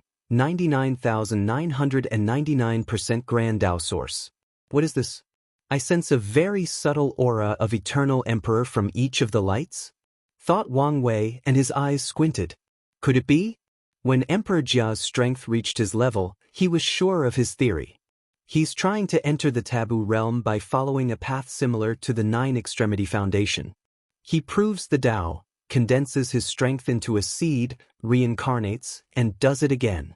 Then, once he's become an eternal emperor 9 times, he can fuse his power together to form a unique Dao body that can break the limitation and enter the taboo realm.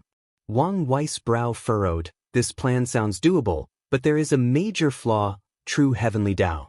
It would not allow someone to prove the Dao 9 times, let alone become an eternal emperor 9 times. No, it probably wouldn't let anyone participate in the heaven will battle a second time unless they abandon their status as emperors. So, how did he protect his seeds from being detected or annihilated? Millions of thoughts flashed in Wang Wei's mind every second, and he soon deduced the answer. The paradox: he did not create it just to protect the Spirit Genesis sect or allow the broken Empyrean artifact to exist in the lower dimension, but to hide his reincarnation and power seed. It was definitely his primary objective, and the others were either a byproduct or necessary steps for the entire endeavor.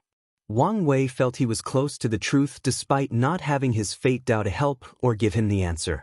However, this raises even more questions. How did Emperor Jia know how to use the paradox to cover his activities? Such a brilliant idea could only be thought of by a Dao Lord or Overlord, which he probably is, but executing it is not a question of intelligence but ability. Omicron, can a great emperor create a paradox to hide such a major thing from true heavenly Dao? No, Even the paradox involved changing true heavenly Taoist records, and that's not something that any paragon can do? Once again, he had more answers and even more questions. The most likely explanation is that Emperor Jia was once a pinnacle paragon, maybe even a primal paragon, and spent an untold amount of time deducing this method. Then, he abandoned his strength and started over to achieve the taboo realm. If that's true, he's scarier than the human emperor, as he would have to abandon his strength as a boundless paragon to start over. Anyone who can make such a ruthless decision has terrifying willpower and mental fortitude. Adding his intelligence, he's a more than worthy foe, concluded Wang Wei, who immediately decided to end this battle as quickly as possible to capture Emperor Jia and get more answers from his soul or memory. However, before Wang Wei reacted, Emperor Jia clapped his hands to release a strange energy into the void battlefield. This is? Thought Wang Wei before smiling wryly. The latter used a technique that imitated his order-disorder Dao, and the stipulation Emperor Jia placed on the battlefield was the prohibition of foreign aid to acquire taboo realm strength.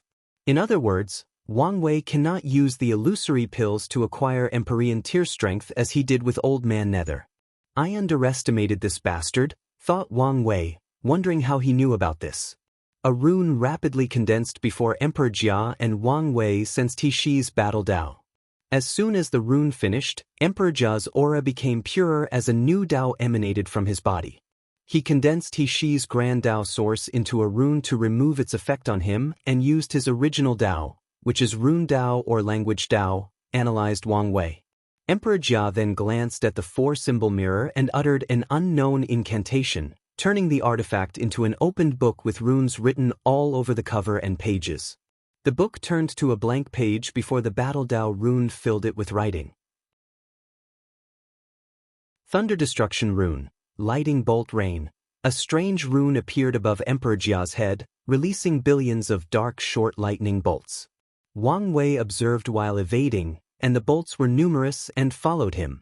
Thunder and Destruction Dao, and it's the pinnacle, he analyzed. There is a restriction in versatile Dao, such as Talisman, Array, Battle, or Fist, that can use other laws through resonance, knowledge/understanding. For example, if a talisman maker wishes to create a top-tier time talisman, they need a deep understanding of time Dao. Otherwise, their talisman will be weak, or they might not even succeed in the creation process. However, in this short exchange, Wang Wei could tell Emperor Jia had such a deep understanding of Thunder and Destruction Dao to the point it appeared as if he was a pinnacle heaven chosen who proved the Dao in these Daos. Wang Wei pointed his two fingers to make a slashing motion. A powerful silver slash rushed toward Emperor Jia, slicing through all the lighting bolts of destruction. A new rune materialized, releasing the fluctuation of space Dao. The rune swallowed the attack before releasing thousands of space slashes. Time rune, thought Wang Wei before uttering, all things are fated to die as the universe plunged into death, returning to primordial chaos. The all-white void battlefield turned gray momentarily, and then all the destructive bolts and space slashes dissipated. They followed natural law and returned to chaos. The world is cyclical. After primordial chaos, a new world will be born and start the process. After uttering these words, one side of the void battlefield turned green, fighting the gray area. The two colors confronted each other briefly before canceling the other. Wang Wei took a step forward, appearing before Emperor Jia, punching him in the face. However, his hand went through the latter's head as he only attacked an afterimage. Wang Wei teleported again, and this time he hit a solid shield that rebounded his force, which he then redirected due to his absolute control. Emperor Jia dispersed into a mote of light as his real body appeared in the distance.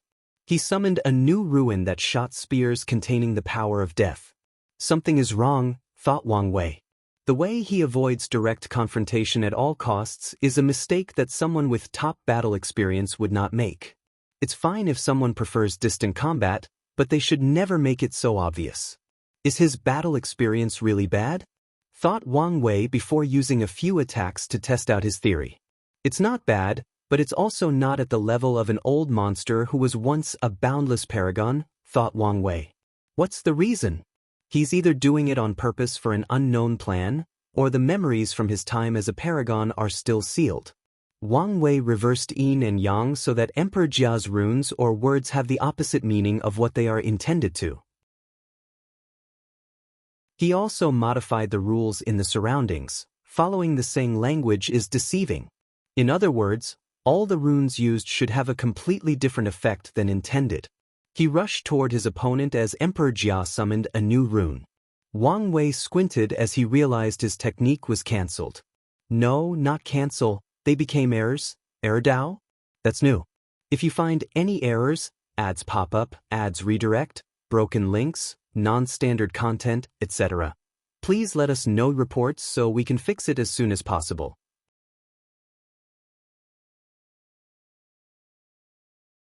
Chapter 1093 Another Possibility.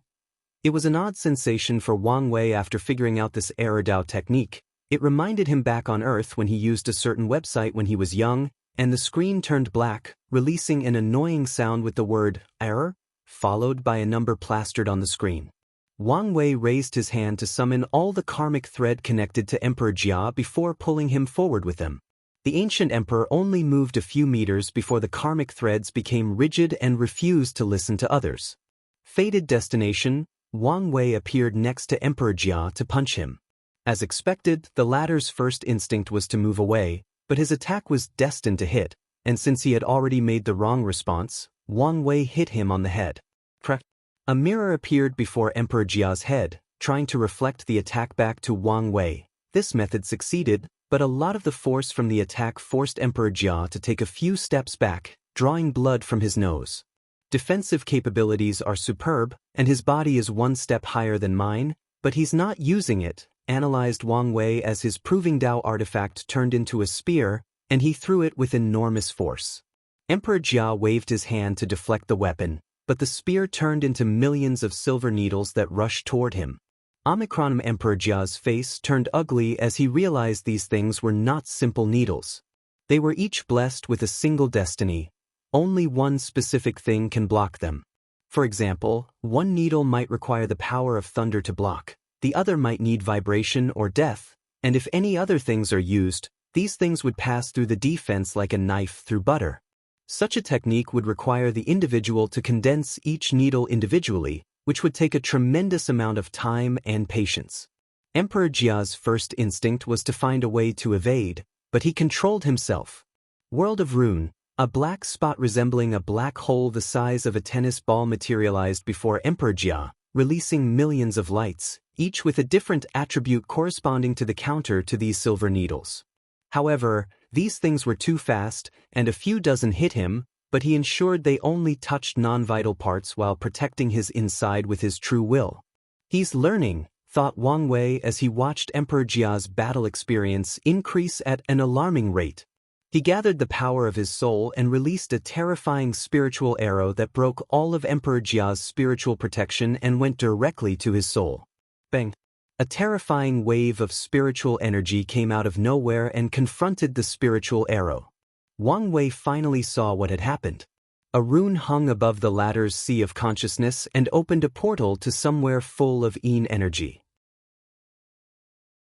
That's samsara, thought Wang Wei, recognizing what was on the other side of the portal and the source of all that energy. I was right. He used a spell to determine my biggest reliance and strength, and he discovered the pill, my soul, and something else, probably my willpower.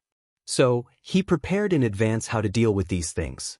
Wang Wei's body moved on its own as it sensed danger, but a light pierced his left shoulder. Emperor Jia's pale face sighed in relief as he had time to heal the damage to his sea of consciousness while also going on the offensive. Wang Wei looked at his bleeding shoulder. How long has it been since someone drew blood from me? He wiped the blood with his right hand before tasting it. How I missed the sensation of being injured. It was not the same when he injured himself during the flesh tribulations. He released a terrifying battle intent, increasing his battle strength by another 0. 0.0000000000000000009. He rushed toward Emperor Jia, and more hidden lights attacked him. He had already deduced that this technique was based on hidden words or meanings, so he did not detect any runes or attacks. The lights followed him, but he evaded, and the ones he could not detect or predict would accidentally miss him by a few margins or experience trillions of years before touching him. Boom! An enormous beam of light materialized out of nowhere and headed for Wang Wei, forcing him to block it with his palm. He resisted but could feel the skin in his hands rapidly burning. His battle experience is indeed increasing at an exponential rate? Is he regaining his memory? Analyzed Wang Wei. No, he's absorbed He Shi's experience, hence the rapid change. Wang Wei felt he was catching into something, but it was still eluding him. Want to play hiding in the shadows? Two can play at this game. He decided to change tactics. The light beam eradicated every atom in his body, including his soul. Such a result should have been a victory for Emperor Jia, but he sensed things were not simple and remained on the highest alert. Heavenly Daos records. Emperor Jia's eyes turned to runes before looking around. He was rapidly swiping through the records of heaven and earth, digging through the universe's fundamental truths. He saw the enemy had used the concept that fate was invisible to become undetectable, but he could not see the person itself. Swish! Wang Wei appeared out of nowhere while swinging a gray sword. However, Emperor Jia moved his body, preventing the blade from cutting off his left arm. Although it left a gushing wound from his upper torso to his right hand, it was better than losing the arm. Thought Wang Wei, surprised by how he successfully evaded this attack. For a moment, he thought Emperor Jia's intuition had reached such a level in such a short time in the battle. However, after seeing a creature made of runes flashed in his eyes, he understood.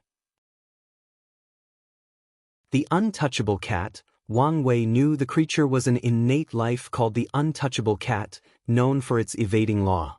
The myth of the untouchable cat is that it has never been injured or touched, as its body would instinctively evade all danger.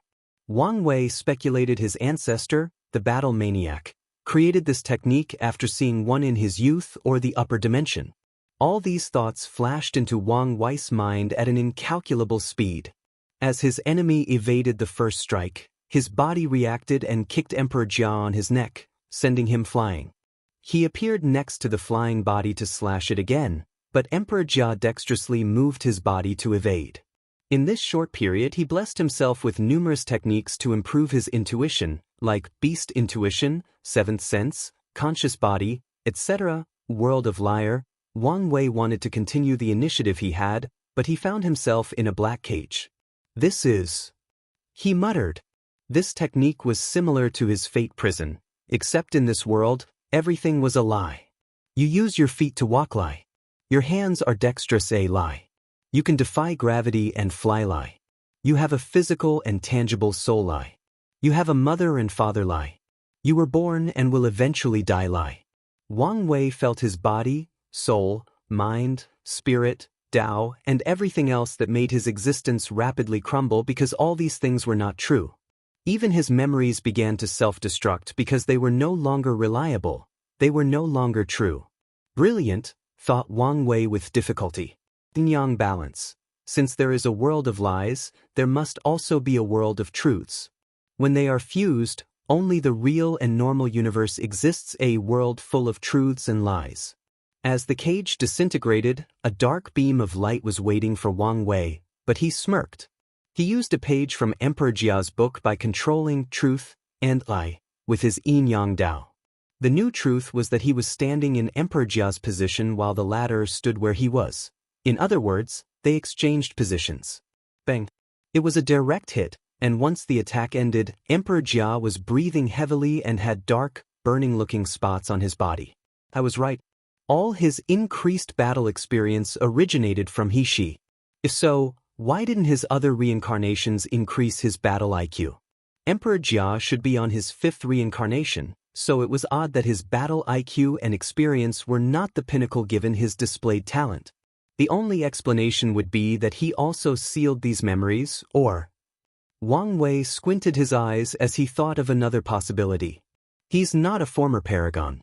He was just a regular heaven chosen in the lower dimension who received the inheritance of a higher being, someone like Madman Chu, who explained how to cast the unique Dao body that can enter the taboo realm. It's very possible that the inheritance was directly from Madman Chu. He would have to stay hidden after his reincarnation not to garner true heavenly Dao's attention. This would explain his lack of battle experience, as he only participated in the Heaven Will battle, crushing his opponents with high cultivation levels or battle prowess. If you find any errors, ads pop up, ads redirect, broken links, non-standard content, etc., please let us know reports so we can fix it as soon as possible.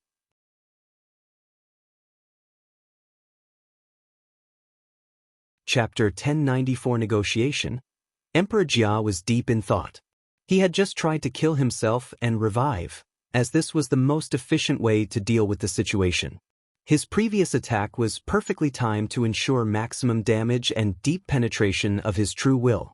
However, he discovered the enemy had changed the order and disorder of the surrounding area, banning longevity techniques or resources. He did not expect to suffer so much with his own technique. I could use this method to revive, but I will immediately lose this fight if I do that, thought Emperor Jia. He could use a transferring rune to transfer all his injuries and damage, but he needed someone else to take them. How about we end this fight? Asked Emperor Jia. Oh, why the sudden change? We don't really have enough animosity to fight to the death. The Spirit Genesis sect would disagree. It's been so long since I left the sect, said Emperor Jia, shaking his head. Anyway, you didn't destroy it, that's enough for me. Really? Nothing can be eternally prosperous. They have been standing at the pinnacle of the lower dimension for so long, and now, it's time for them to give up their reign.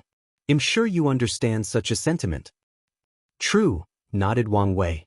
One day, the Dao opening sect will also lose its status and give up its position as the de facto secret ruler of the lower dimension. Of course, if he can become a half-step transcendence beforehand, then the rules will not apply. So, what do you say? I can't agree? Why? I only fought you because I thought you disrupted my reincarnation, said Emperor Jia, who suddenly paused. You want the four-symbol mirror? Of course. Such a thing can only be the foundation for my sect. Emperor Jia thought briefly. I can hand it over. Oh, so simple?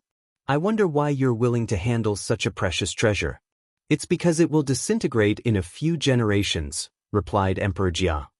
Disintegrate? Could it be true heavenly Dao will no longer tolerate its existence in the lower dimension? That is correct.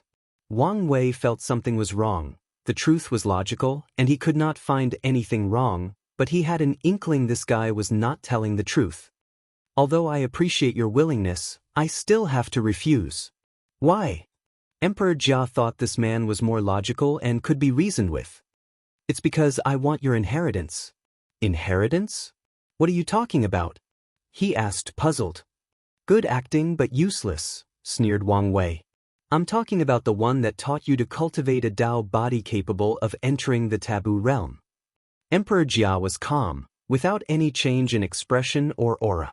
It seems I accidentally revealed too much information. Looking back, he realized all the mistakes he made involuntarily. After regaining his consciousness, he muttered words, revealing much information. Then, during the battle, he had to get accommodated to this new life and body, further revealing more information. And when facing someone like Wang Wei, the slightest clue is enough to put all the puzzle pieces together. You did, nodded Wang Wei. Everything is negotiable except for that. Then we have nothing to talk about. Is this thing any useful to you? Continued Emperor Jia. You must reincarnate and start from scratch. There are no alternate methods like the 9-extremity foundation. So, are you prepared to give up everything to walk this path? Maybe, maybe not, but that's for me to decide. You are someone burdened with a great destiny. Are you willing to give up everything just for the taboo realm? It's not a question of whether I'm willing but whether I have the choice, countered Wang Wei. Once I have the inheritance, I'll know whether it's worth giving up everything. In that case, how about I tell you about all my understanding of the taboo realm? I won't hold back. I'll tell you everything except the exact method. Still no, replied Wang Wei while shaking his head. Emperor Jia became silent for a few seconds, weighing his options. He was deciding whether to reveal more information and the danger that came with it. Ultimately, he decided to gamble. What if I told you my method was flawed or incomplete? What do you mean? The method only went as far as the 5th reincarnation, Emperor Jia revealed. From the 6th to 9th reincarnation, that's when I can successfully break through the taboo realm, but the inheritance does not have the remaining part. Wang Wei frowned, wondering if he was telling the truth. He's probably telling the truth if he wants to negotiate in good faith. After all, he should guess I would take precautionary measures to ensure he's not screwing me, analyzed Wang Wei. So, what will happen if you reincarnate a 6th time? He asked. True heavenly Tao will immediately detect me, replied Emperor Jia truthfully.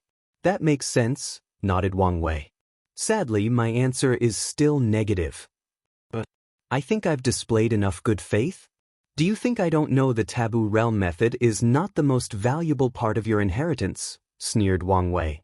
The method of using paradox to change the records of true heavenly Tao and make sure it ignores you, how can I pass up such a thing? Emperor Jia sighed.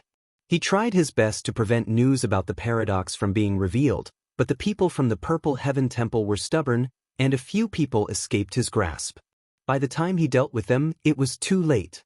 He tried damage control, but the people in this world were not stupid, so it's understandable someone figured out some of his plans once they learned of the paradox. I guess there is no point in negotiation.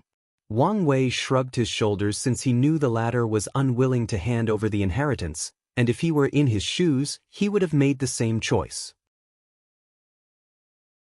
Injury Suppression Rune. The dark burning spots on Emperor Jia's body disappeared as he temporarily suppressed his injury, returning to his peak battle state.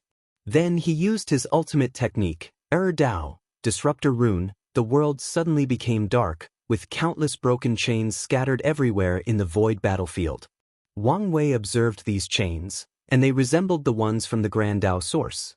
He also saw tiny runes in the place where they were broken. This is...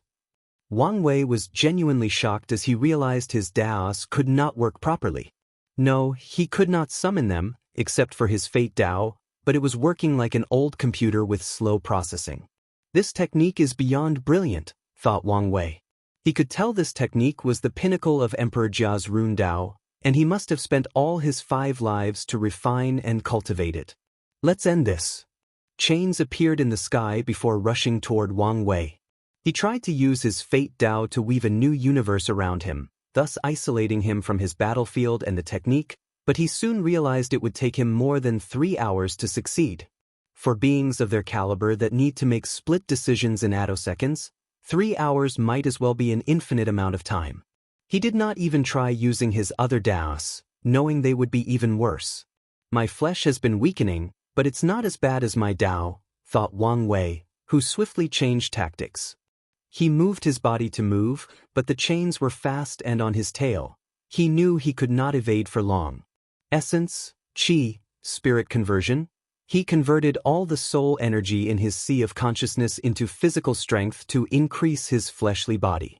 He used his true will to its full effect, focusing slowly on boosting his body.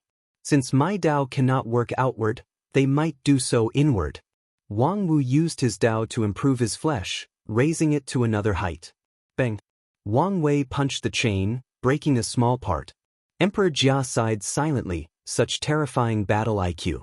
This was the pinnacle of his achievement, and yet the opponent quickly found a way to adapt and survive. The long chain turned into a rain of golden lights. Wang Wei tried to evade, but there were too much and too fast even for his fleshly body speed or defense. Additionally, as they impaled him, he noticed his flesh and internal system were also being disrupted. He remained calm while his mind worked on overdrive. He pushed all his 365 future Buddha self to the limit, trying to find a countermeasure. While thinking, he changed his essence, scattering his body and soul into their individual atoms and particles. In this horrifying state, Emperor Jia must target his individual atom and spirit particle, but each of these things contained Wang Wei's will and evading ability. Additionally, atoms could move way faster than when together as a whole. If you find any errors, ads pop up, ads redirect, broken links, non-standard content, etc. Please let us know report so we can fix it as soon as possible.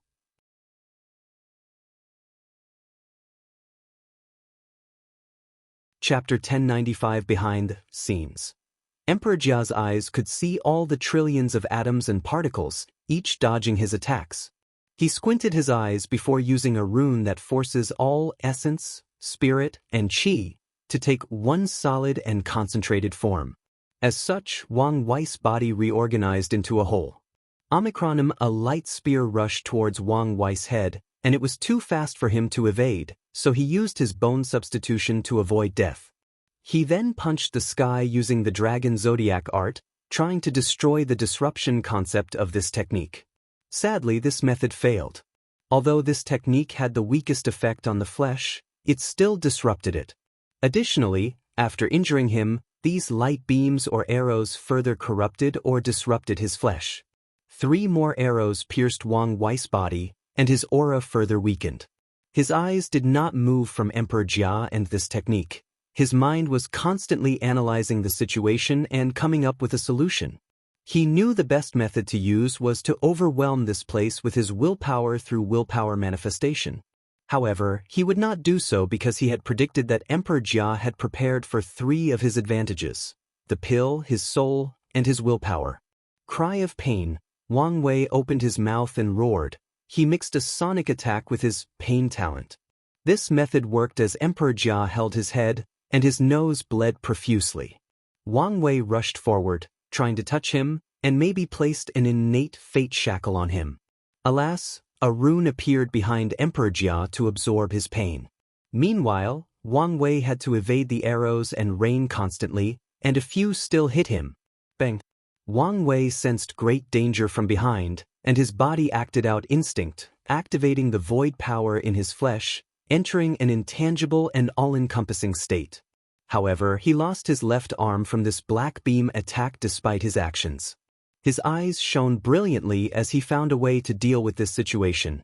Everything returns to nothingness. He instantly released all the power of nothingness in his flesh to reduce the power of disruption into nothingness.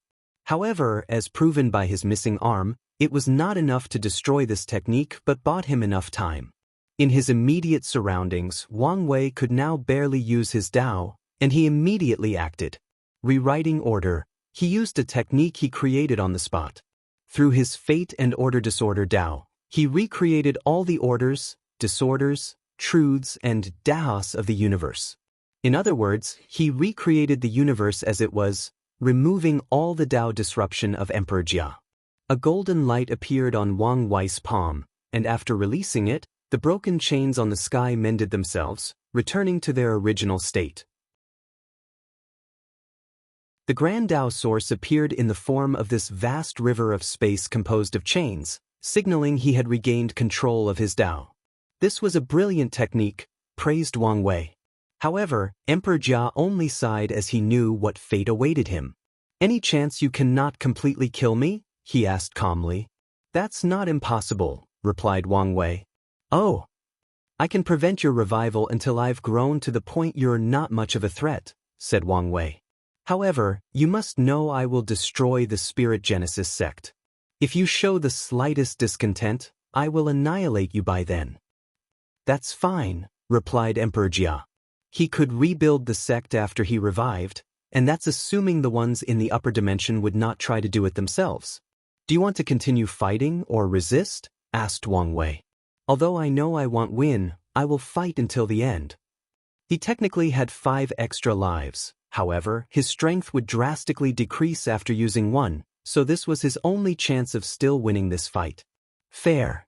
Wang Wei watched as countless potent runes appeared behind Emperor Jia, preparing for desperate attacks. He pointed his one arm to the sky, frowny face fate shackles. Words have no power. An enormous gray chain materialized above him before entering a projection of the river of fate. From then on, the laws of this infinite space were changed. Words, languages, and runes no longer had any powers or strength. The runes around Emperor Jia dissipated, and even his book became dimmer. "A technique based on my own that targets my Dao," he sighed. Part of him regretted walking this path. Otherwise, his battle experience would not have been so subpar, and he would not have lost this fight. Magic circles appeared underneath him, and he found himself incapable of moving. The one-armed Wang Wei appeared before him, and Emperor Jia lost consciousness. Despite the latter's surrounder, he did not want him to resist. With any defensive measures, Wang Wei could see Emperor Jia's past and learn the truth, and it was as he theorized, the latter found the inheritance on a secret dimension. Wang Wei muttered an incantation, and a portal appeared to drop a talisman with the inheritance, and he used it after checking there were no problems. The inheritance was about cultivating an innate Dao body, allowing someone to enter the taboo realm. The first step of this inheritance was the paradox ceremony, which allowed someone to tweak true heavenly Daos records to essentially render its program malfunctioning and hiding under its sight.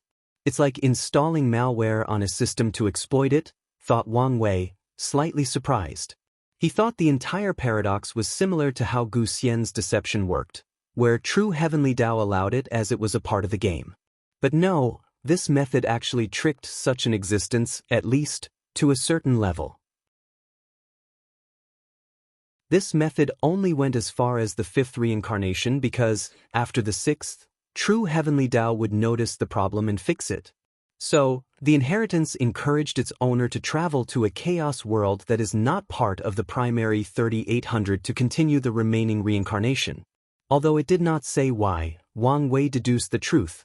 The power ceiling of true heavenly Dao on these chaos worlds is paragon tier instead of half-step transcendence, meaning they are easier to trick. This paradox ceremony involves countless systems and knowledge probably not from the eternal ascension world. The creator must be a well-traveled individual in primordial chaos and has studied true heavenly Dao extensively. Wang Wei finished the preliminary processing of this inheritance. The thing should be very beneficial for many things, including his goal of creating a unique Dao body to enter the taboo realm. So, he focused on how to deal with Emperor Jia. Firstly, he copied the latter's rune book. He knew Wu Hong should be very interested in this thing, especially the disruption rune. Secondly, he sealed the four-symbol mirror and put it in his interdimensional space. Lastly was Emperor Jia's body. It's not feasible for me to reincarnate, but what if I absorb his body? Wang Wei could imagine the benefit of having such a foundation, and it might be possible for him to enter the taboo realm without relying on the dark truth. He raised his remaining hand to start the process before stopping midway. Something is wrong, said Wang Wei, lowering his hand and thinking. I've assumed this inheritance is from Madman Chu and thus safe, but thinking deeply about it, I realize it may not be from him. This writing was different. It did not contain his cold and calculative tones, like a mad scientist. It did not even contain his rambling madness that often creeps out. His brow furrowed as he further analyzed the situation. Emperor Jia said I was responsible for messing with his fifth reaction, but I did no such thing. I doubt a person of his caliber would make such a mistake even if it were his intuition, so what's the cause of him feeling that way? The answer immediately popped in his mind. I did it, but not the current me, it was my future self. So, why would I interfere in Emperor Jia's reincarnation across space and time? Is it simply to hand over this inheritance? Is it a way to tell me Wu Hong's perfect foundation is not the way? Wang Wei grunted in frustration. It was a pain having to deduce future events with limited information about the present. Another possibility is Emperor Jia is someone else's pawn, and my future self disrupted his reincarnation to deal with him. If that's the case, this person might be targeting me. If they knew my personality, they could deduce my instinct would be to swallow Emperor Jia, fucking me and my future self in the process by altering the past. Wang Wei's back began to drip with cold sweat as he realized his greed and natural capitalist tendencies almost screwed him over. Luckily, he understood the idea that he must control his mind and emotions to escape the shackles of fate. The question is, who is my enemy this time? They are obviously working with Grand Dao. Two names appeared in his mind. If you find any errors, ads pop up, ads redirect, broken links, non-standard content, etc., please let us know reports so we can fix it as soon as possible.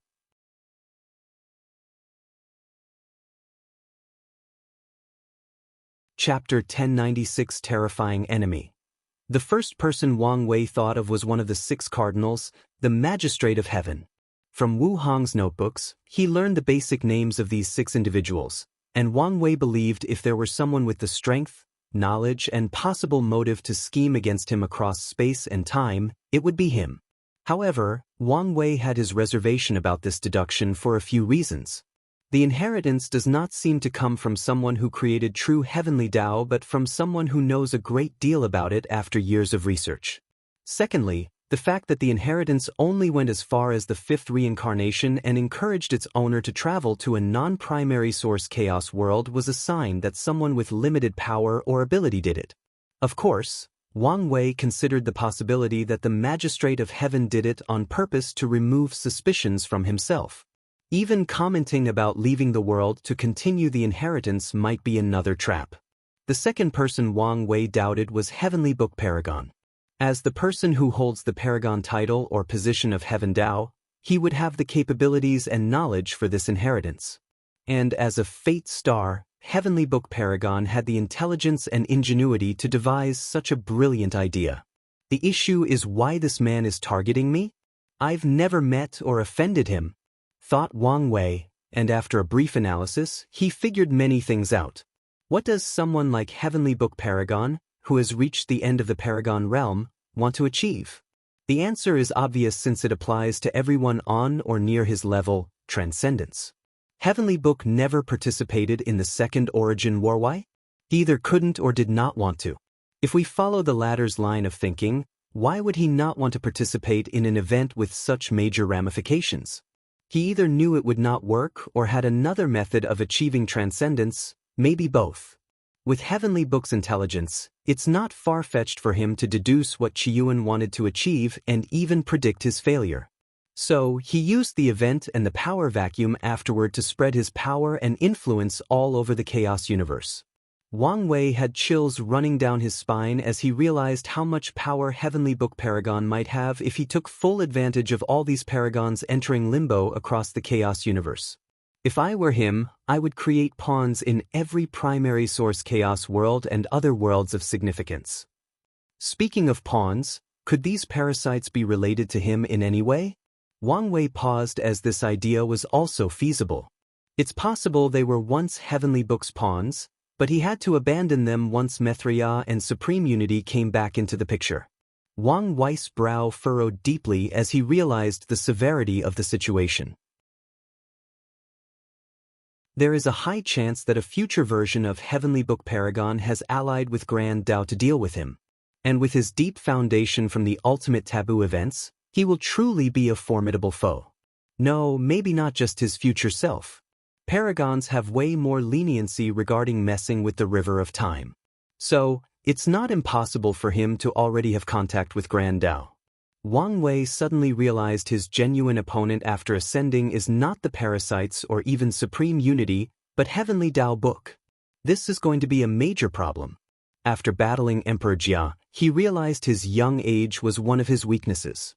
Despite his talent, some of these old geezers simply had too much time ahead of them, allowing them to refine their techniques and abilities to the point that talent was not enough to fill the gap. He could use time acceleration to compensate, but a person like Heavenly Dao Book can also use time acceleration, rendering this advantage null. I need to find a way to travel back in time and make use of it, grunted Wang Wei. In the meantime, my time in primordial chaos should be useful. He reckoned that even if he spent most of his time trying to retain his mortality and his personality from Earth, he should have cultivated his soul and absorption technique to a level on par with these old monsters. All he needs to do is take those techniques that have been refined for trillions of yuan epochs and add his current Dao and other spin on it. Wang Wei checked the seal on his soul. It was still not time to open it since he did not want to deal with the karma that dealt with his past selves, but these memories should become valuable in the Paragon realm. Wang Wei focused on Emperor Jia. He pointed at the latter's forehead to reduce his soul into pure energy before adding one of his spirit particles to become a new soul to this body. He blessed the particle with Emperor Jia's fate line to ensure no one could tell the difference. "You know what to do," said Wang Wei after the latter opened his eyes. "I do." Emperor Jia's body suddenly became pale and grew dark spots before cutting his left arm. He left the void battlefield, and as soon as he stepped out, Wang Wei pointed his finger, and the entire lower dimension sensed an anomaly, but they could not detect the cause. They knew something major had happened but did not know exactly what. This should be enough. He had planned everything, including not allowing anyone to watch this battle. He silently teleported to the court and called 4 people, Li Jun, Yan Liling, his mother, and Su Shi. Everyone immediately appeared, and Yu Yan asked calmly, "Are you all right?" "Oh, this?" said Wang Wei, looking at his missing arm. "It should grow back after a few months. It should take a while to remove Emperor Jia's true will and regenerate." He looked at Li Jun and Yan Liling. "I call you two to reassure you." He shifted to the other two. "In a while, rumors of my death and disappearance will spread. Once that happens, you need to hold a court meeting to reassure people that a small accident occurred, but I'm fine. You must continue the original plan by supporting the Star Beast world." "Will this be all right? What if someone causes trouble?" asked Su Shi. After the previous bait, they should not be this stupid. Plus, Li Jun and Liling will serve as deterrents. Few people knew about the oaths and the fact they could not interfere, so Wang Wei plans to use this fact. Of course, some people must have guessed something after seeing how the Dao opening sect received no luck or destiny blessing after these two proved the Dao. "Don't worry. We will hold the fort, so feel free to do as you please," said Yu Yan, and Su Shi nodded. "Thanks, and talk to father for me." His father was approaching the completion of his 9-extremity foundation, but he was still in the swordsmanship world. Wang Wei did not want him to hurry in case he heard the news while on a break or something. After everyone silently left, Wang Wei teleported to a world called Angry Sea World, a place ruled by the sea race while the human race lived on a few scattered islands. This realm is also the place where number 9, or Shao Weiyuan, proved the Dao. Wang Wei appeared on a deserted island, and less than 10 seconds later, Wang Ju appeared before him on one knee. "How did it go?" "I'm sorry," said Wang Ju, lowering her head in shame. "Did something happen?" asked Wang Wei. "We captured everyone else, but number 1 escaped." "How can he escape under your hands?" "I don't know exactly, but he immediately detected something wrong and escaped, leaving everyone behind. I tried to find him afterward, but my divination was blocked." She shielded him with the power of the 4-symbol mirror. "I will deactivate the protection, so go retrieve him," said Wang Wei before summoning the mirror and using it. Wang Ju activated all her strength before disappearing. She returned less than a minute later with a captured number 1. "Did he talk to anyone?" "I checked, and the answer is no. He was more focused on running away."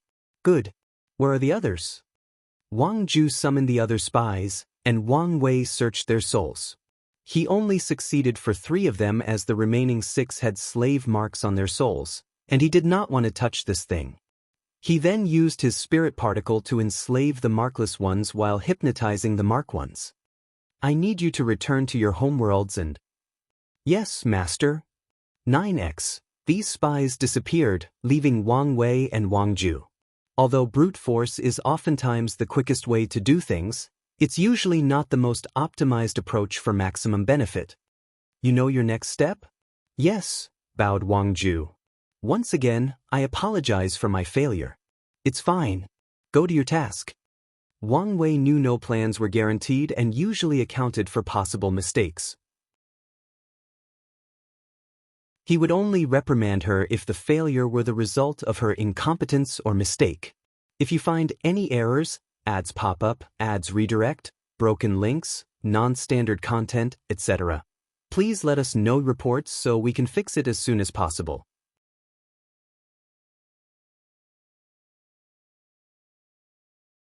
Chapter 1097 Too Smooth. Primordial Chaos, Red Mist Forbidden Land. Heavenly Book opened his eyes to look in the distance. The plan failed? However, such news was not unexpected. He would be disappointed if someone who had reached the level of competing with Grand Dao had fallen for such a ruse. He checked his book, and as expected, there were more words. His main objective was to affect the river of time and increase the book's content. which he succeeded. He already deduced it was me? Interesting. He may be a bigger threat than I anticipated, thought Heavenly Book. Does he have a connection with the prehistoric world? Things are getting complicated. He closed the book before entering a state of meditation. He had found clues about the origin of Buddhism, so it wouldn't be long before he could exchange with Madman Chu. Eternal Ascension World, Battle Spirit World. She returned to his sect in terrible shape. He reassured his people that he was fine and needed to rest. Less than 10 minutes after his return, the Commerce Hub president contacted him.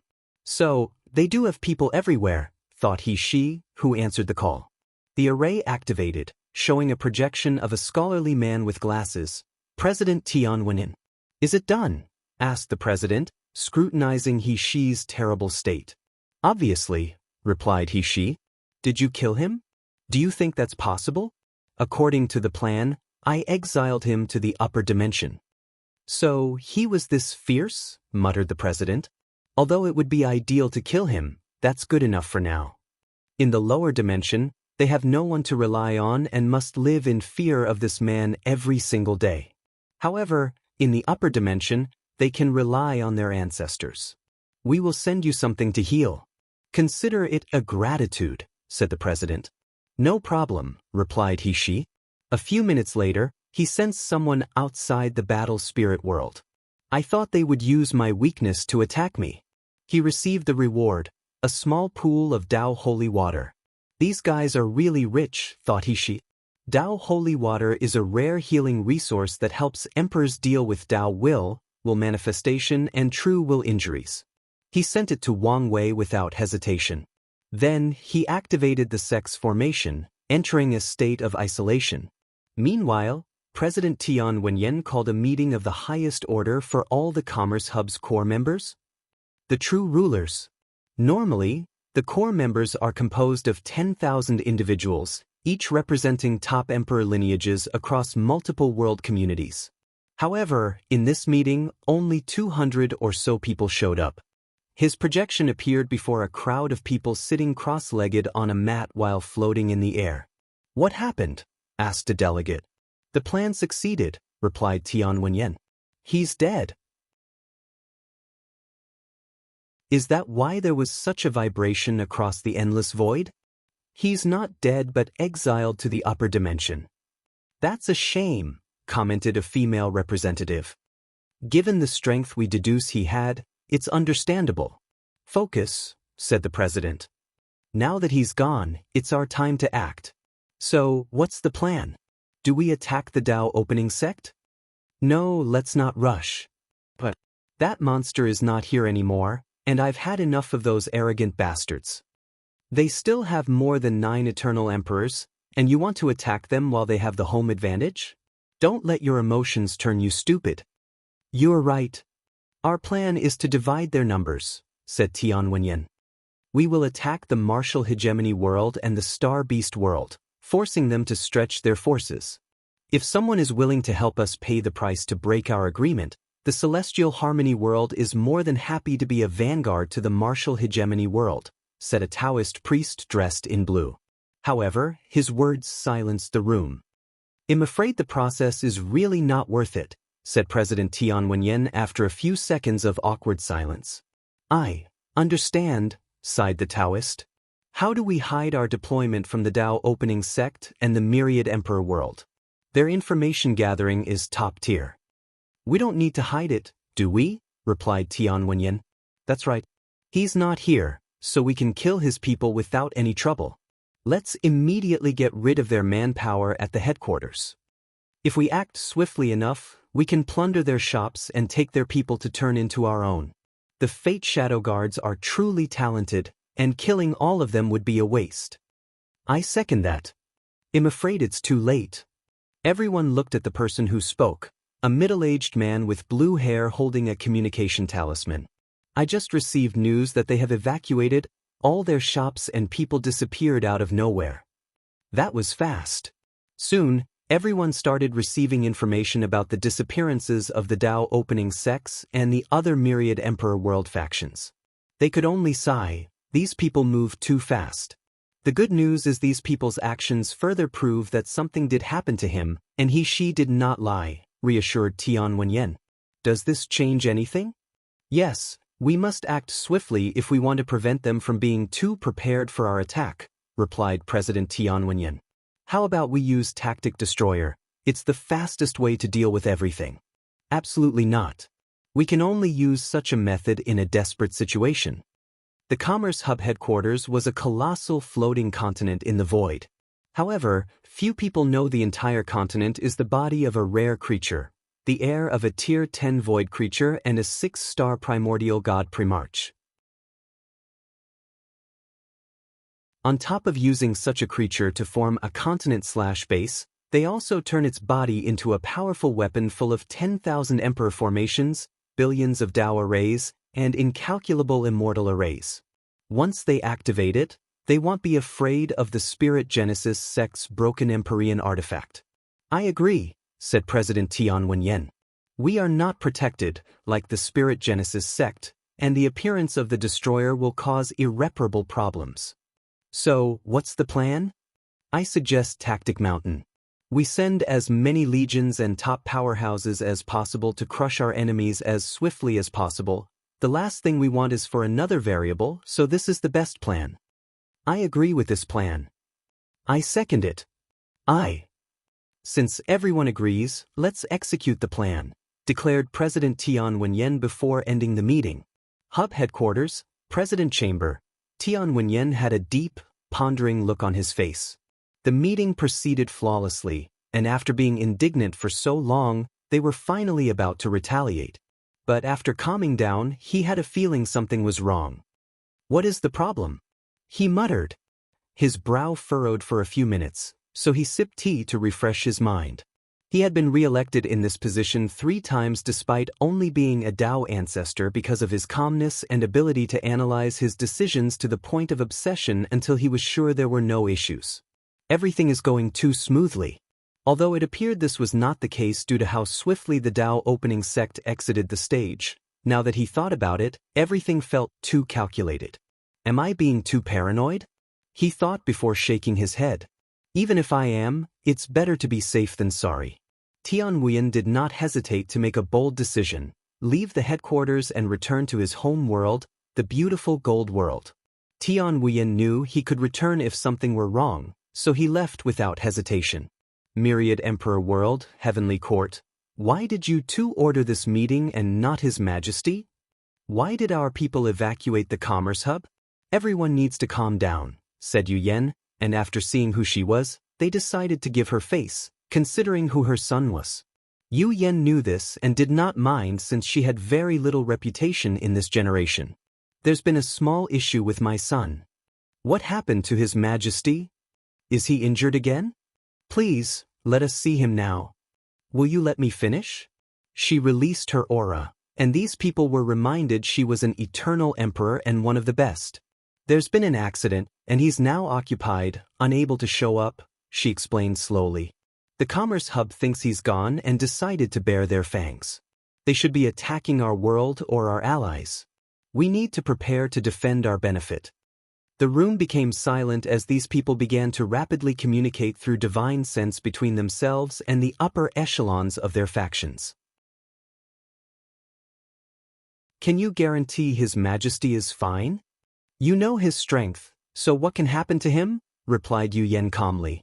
Those words are not as reassuring as you think. With his strength, there should be no accident or small issue. There are no absolutes in this world, so no matter how low the probability, things happen.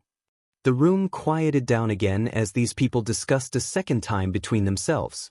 If you find any errors, ads pop up, ads redirect, broken links, non-standard content, etc., please let us know reports so we can fix it as soon as possible.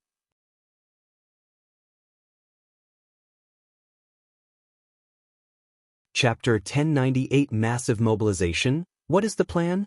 Asked Dao Shin. The enemy is coming at us with full force, said Yu Yen. So, we must restart the War Council, summon all the professions, and everyone must be deployed except for Li Jun and Yen Liling. I understand why the Guardian would remain to protect the world, But why does the Crimson Slaughter Emperor not participate? We could use his strength in this kind of situation. The Samsara Kut has just been established, and he cannot leave for a while, explained Yu Yen casually. Some people eyed her, while others accepted this explanation. According to my son's arrangements, in time of emergency, Su Shi will become the regents until his return. Everyone was surprised by this news, not only because a regent was appointed but also because it was the Void Time Empress. It would make sense for someone closely related to the Heavenly Emperor to be chosen, let alone someone who originated from a faction that once was the Dao opening sect's greatest opponent. Wouldn't it be more acceptable for you to take the position? After all, you're his mother, suggested someone. Since my son chose her, he must have a reason, explained Yu Yen. Now, she will take over the meeting. Despite being elected leader and standing at the front of the throne room, Su Shi did not sit on the throne. She faced everyone standing up. This is a dire situation, meaning we cannot hold back. Some of you have secretly cultivated eternal insurgents, and they must show up for this battle, declared Su Shi. Everyone frowned. They knew this was an open secret everyone agreed to keep quiet about, but now, it would be brought to the surface. Does that include the Dao opening sect as well? Yes, nodded Su Shi. Our objective is to hold on as long as possible, so we need all the manpower we can get. Then why isn't the Buddha Zen Emperor here? He's in another world and will also be summoned for this battle. Everyone nodded, as only this way would things be fair. Su Shi turned to Ao Shen and said, "Tell the innate demon gods they must participate in this war, and it's non-negotiable." Ao Shen frowned. Is this wise? We've kept them isolated for so long, and the first time we release them, they must fight for us. They're fighting for themselves, Su Shi rebutted. Tell them this is the perfect opportunity to show the world they belong here. After this war, we will have no issue with trusting them. Their leaders had reached 5-star primarchs, so the myriad emperor world could not pass on such an eternal class powerhouse, knowing the full force of the commerce hub was heading to them. Very well, nodded the Black Dragon. Although this battle is to protect our interests and allies, there will still be benefits.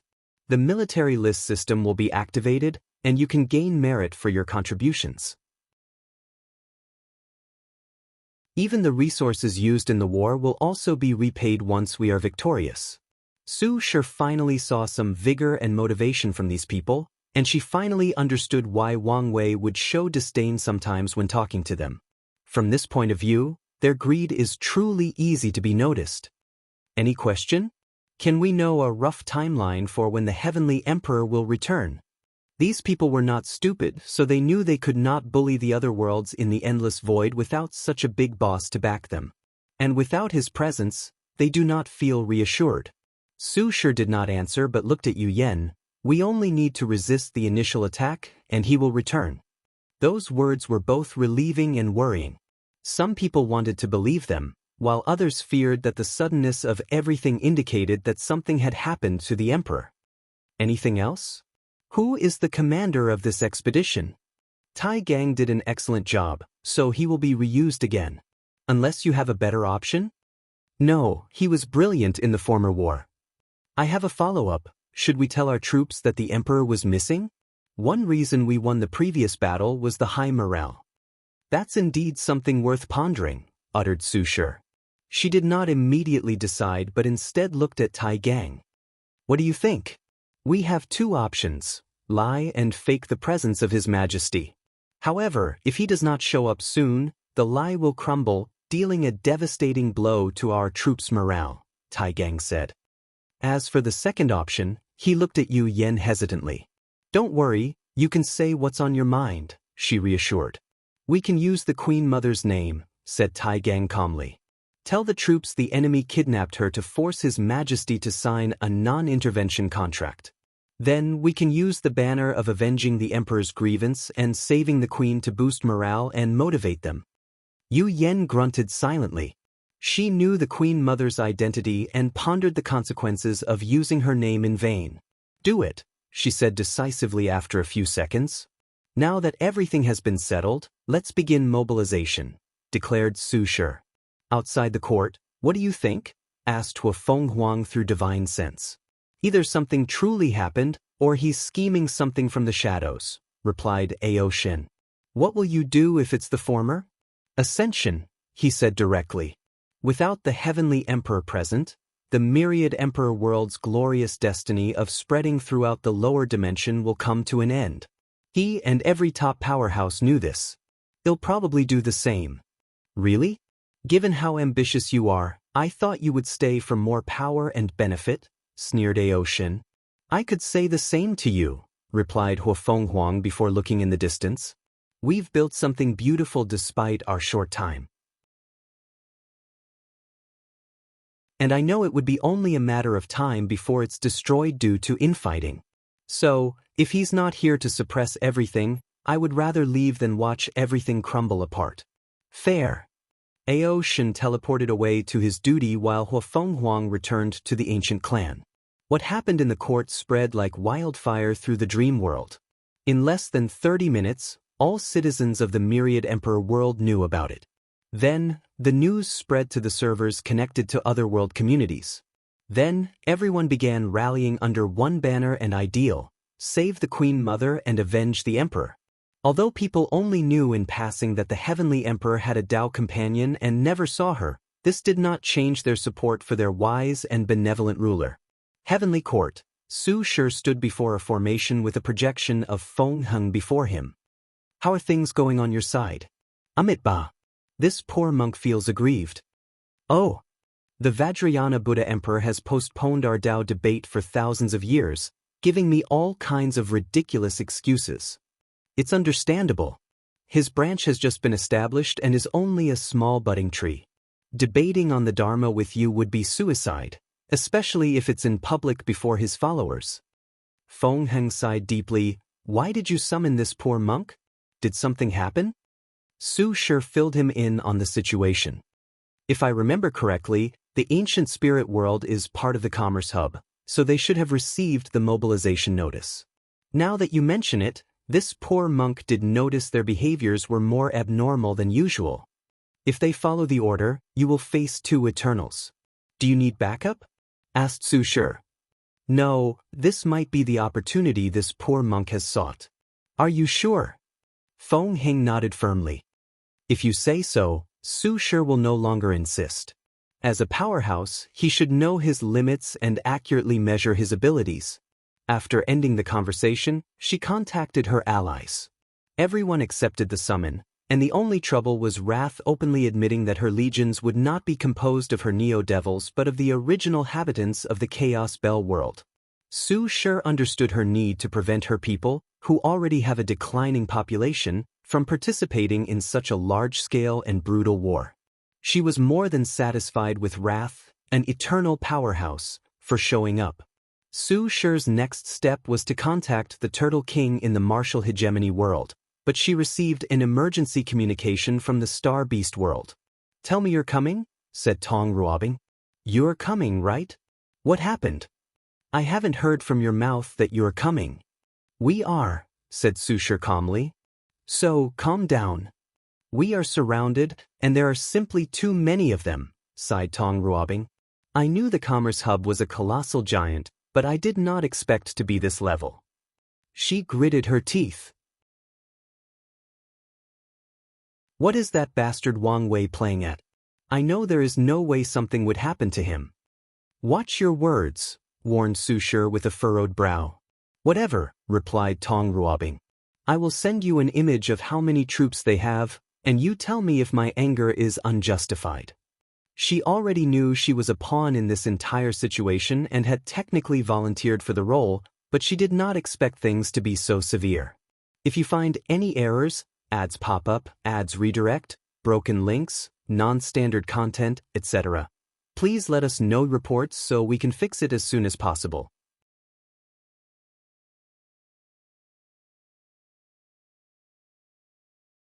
Chapter 1099 More Troops. Su Shi frowned as she saw the entire void covered by people. The situation was worse than expected. Do you see this? Continued Tong Ruobing. According to my calculations, if I take into account all our troops, including the one from our allies, they will outnumber us by 1 to a billion. In other words, for every soldier in the myriad emperor world and their allies, the commerce hub will have 1 billion. The top powerhouse will have a ratio of 120, and even eternal class powerhouses will be 1:5. Do you understand my anger now? Su Shi grunted softly. There is no point in being angry now. You know what you signed up for? But I don't think anyone ever expected this level of retaliation, including him. That's hard to say. Anyway, we need a plan to deal with the situation. Tong Ruobing rolled her eyes. I'm all ears. We can use the same tactics as the martial hegemony world. You mean resaying the dead? That might work. Although the people won't be happy using their ancestors as cannon fodder, we can't care about them for now, commented Tong Ruobing. Any other suggestions? Do you think we should use the same 4 layers tactic from the previous war? I'm not sure. The greatest achievement of that tactic was Li Jun's slaughter, but we don't have anyone like that anymore. Li Jun slaughtered so many soldiers and mortal cultivators, which drastically reduced the battle process of the martial hegemony world. We do, said Su Shi. You forgot Wang Tian. Oh, right, he did slip my mind, said Tong Ruobing with shining eyes. However, they soon dimmed. The commerce hub is not the martial hegemony world. They have plenty of expert array masters to destroy our array. We could use a chaotic battle to our advantage, suggested Su Shi. How? If the top powerhouses do not control their strength, the shockwaves should kill many soldiers. But we'll also lose a lot of men. It's war, so being a little ruthless is okay, replied Su Shi calmly. At worst, we will calculate how many people we can revive after the war without offending samsara and bring them back to life. Tong Ruobing chuckled playfully. Who would have thought the famous Su Shi, known for her beauty, elegance, and docile nature, would one day become so ruthless? Time is really the greatest catalyst for change. Su Shi ignored her teasing. Why haven't they started attacking yet? With Mu Lei's help, I've condensed a potent talisman that is protecting our entire world community. It's buying us time, but it won't last long. Why not condense its power to only protect the Star Beast world? What if these people destroy all the worlds in the lower realm? They are a main source of troops, so I can't abandon them. Su Shi nodded and continued discussing how to proceed with this upcoming war. After the conversation, she communicated with the Turtle King and realized how severe the situation truly was. The martial hegemony world was also surrounded, and the number was astronomical. She finally understood the scale and power of the commerce hub. The martial hegemony world used the Heavenly Court Array, a powerful defensive array linking the main court with all the heavenly courts in the lower realm. However, their formation was not as good as Tong Ruobing's talisman, so they won't last long. After the debriefing, Su Shi immediately called a meeting with the War Room and Tai Gang to discuss the new discovery. If we need more soldiers, we can send 95% of our troops, leaving only 5% to defend ourselves, someone suggested. Wouldn't that mean the defense home would be left wide open? Not necessarily. The mortal crafts scholars cannot partake in aggressive expeditions, but their powers can be used to defend their homes from aggression. So, they are a military force of their own in this war. Indeed. Not just them, but the mortal civilizations as well, added another advisor. But wouldn't their limit of Tier 4 strength eliminate them from this war? Not if we isolate a part of the world where the rules have been changed so no one can exert power greater than Tier 4. That's a good idea. The meeting was swift, and everyone was in a hurry. Su Shi was decisive, making the best decision quickly. She then headed to see Old Man Tianji, tasking Heavenly Dao with creating a battle zone for the mortal civilization using Order-Disorder Dao. Meanwhile, news spread about an upcoming change to the world and the fact that mortals might have to participate in this fight. The response to this news was not worry or fear but celebration. The mortal civilizations have always wanted to flex their military might, and an opportunity was presented. It was the same for the mortal Dao clans. The world had been too peaceful under the Heavenly Emperor's reign, so they had little to no chance of showing their strength and putting these cultivators into their place. Su Shi's work had just begun, so she sprang to action. After solving the issue with Old Man Tanaji, her voice echoed throughout the entire world community. From across space and time, from the ancient to the modern day, I command the bodies of all the dead to rise and face this imminent catastrophe. The world trembled slightly, followed by countless dead creatures crawling from the grave. Some were perfectly intact, others had failing body parts or were simply bones. In worlds across the entire dimension, the dead rose up for this battle. But this was not the end. The river of time manifested above the heavens, and dead soldiers suddenly rushed in trove, covering the sky black. Dead bodies from different periods or eras rushed into the present. There were humans, demons, sea races, devils, Buddhist monks, and innate demon gods. Su Shi looked at the result and nodded in satisfaction. Although most of these soldiers were mortal cannon fodder, there were enough to make a difference. No reaction from samsara, so it means I did the right thing, not involve these people's souls and only use their bodies, she thought before teleporting to the other allied worlds to do the same. These emperors might be powerful, but they did control time or samsara law, so it would be best if she were the one who did it. Yu clan. Yu Yen watched everything happening and muttered, "Do we need more soldiers? I can help." She transmitted her voice to the world community as well. The darkness in the human heart is vile, disgusting, and disturbing, making it a formidable force. I command them to become soldiers and serve me. As her voice echoed throughout millions of worlds, people found that a black orb was forced out of their bodies. The orb, a physical manifestation of the darkness in their hearts, morphed into black and hideous soldiers prepared for battle. Yu Yen watched everything with a smile before commanding these darkness soldiers to head to different battle stations for this war. Dream world, I guess I can do something, muttered Dong Lifan. Nightmare soldiers condense. The entire dream world trembled before countless soldiers dressed in black gold and a dreamy atmosphere condensed from the nightmare of all sentient beings. They rushed to different posts for this upcoming war. Ancient clan. Hua Fenghuang watched the changes in the world and uttered a single word, war.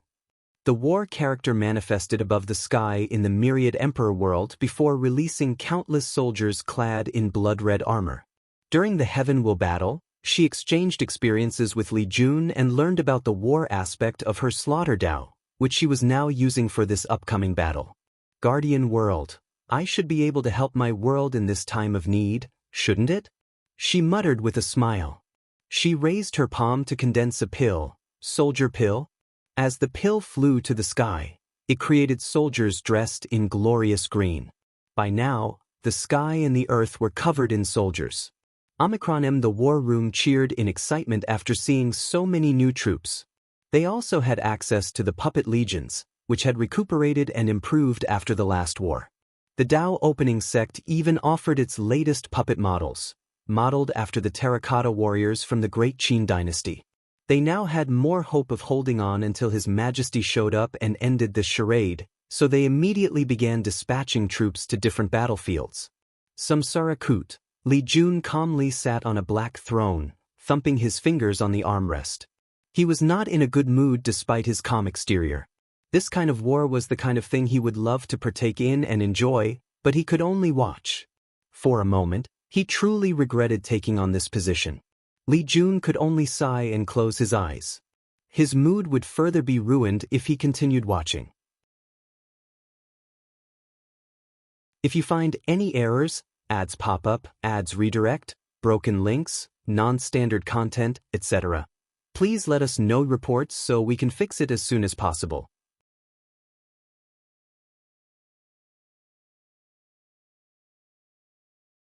Chapter 1100 Relaxing. The world was in chaos, and a war involving powerhouses from a third of the lower dimension was about to occur. So, where was the man responsible for this momentous event? He was enjoying himself in a small golden pool, holding a drink with one working arm and 10 screens floating before him. Everything is proceeding smoothly, thought Wang Wei, sipping his drink. His plan was straightforward. He faked his disappearance, forcing the Commerce Hub to retaliate by sending a significant portion of their troops, thus leaving their headquarters wide open. So, he sneaked in to secretly refine the core of the headquarters/continent, thus gaining control of the hub's greatest weapon or reliance. His plan even predicted Tian Wenyan's careful personality and retreat, making it easier for him to take control of the continent without the president's interference. Now, I just need to wait for the right time to start the second step, thought Wang Wei before closing the screens. His injuries should heal with the Dao holy water in less than a week.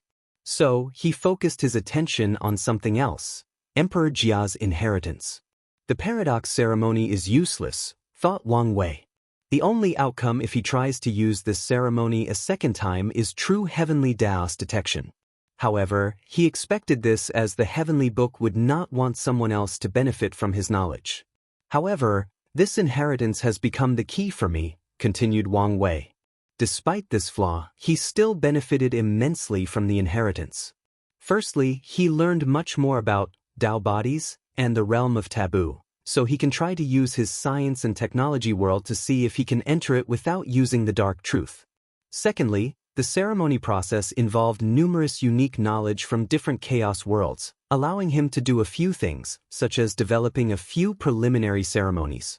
He created a ceremony that combined with the deception array to delay the dissipation of the four-symbol mirror, a ceremony that combined with the array found in the Qin Treasury to delay the dissipation of Dao will manifestation/true will artifacts, and lastly and more importantly, a ceremony that allowed him to fuse his existence with the concept or idea of the heavenly emperor. In other words, his plan will finally succeed. From now on, people must erase the entire heavenly emperor era that has influenced the lower dimension to kill him. Success is truly an intoxicating thing, chuckled Wang Wei before closing his eyes to complete his ceremonies. Star Beast World Community, Mu Lei and Tong Ruobing floated above the sky, looking in the distance. Are you nervous? Asked Tong Ruobing. A little. You have me, so what do you have to worry about? Tong Ruobing said as she held his hand tightly. You have a point, he replied with a smile. The two enjoyed the peace and quiet for a few minutes before receiving direct communication from the dream world, so they closed their eyes.